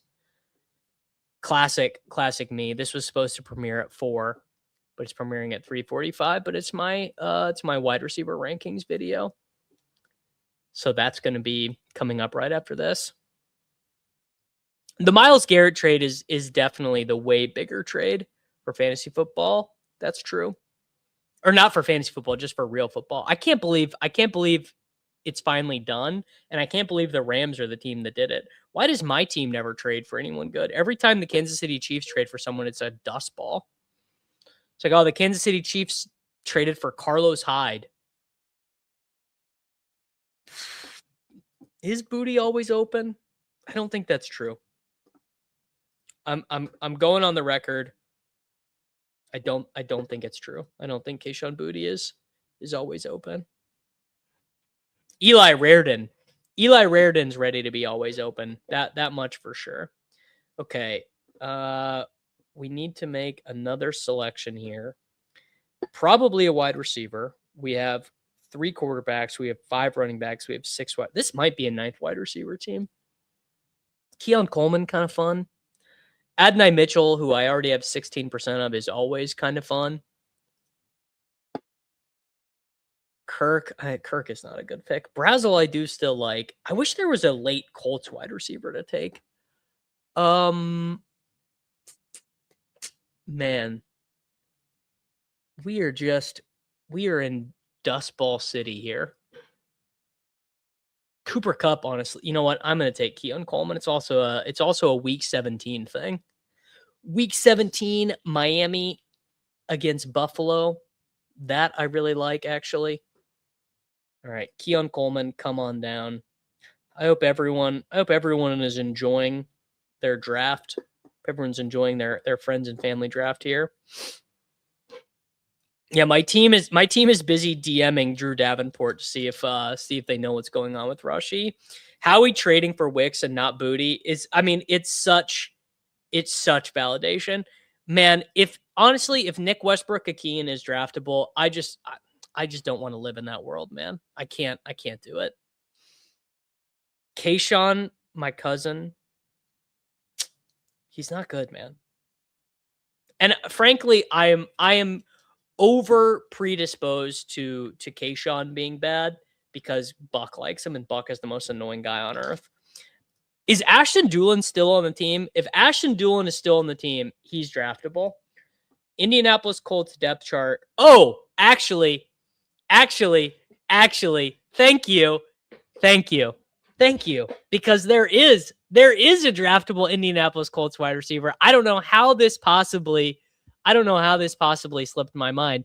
Of course there is a draftable Indianapolis Colts wide receiver at the end. I don't know why this was not the first name that popped up for me, but of course Deion Burks is draftable at the end here. That was always obvious. That was always true.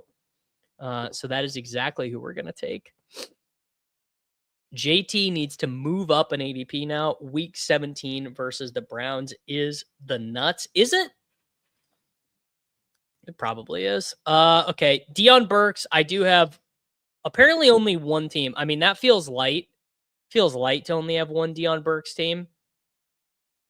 I gotta step it up.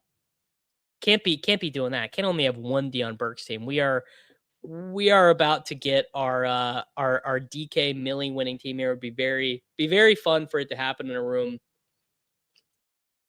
with Mac Nova and Shady.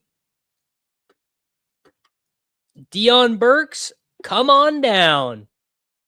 What if Daniel Jones plus Deion Burks is what you need, brother? You thought about it?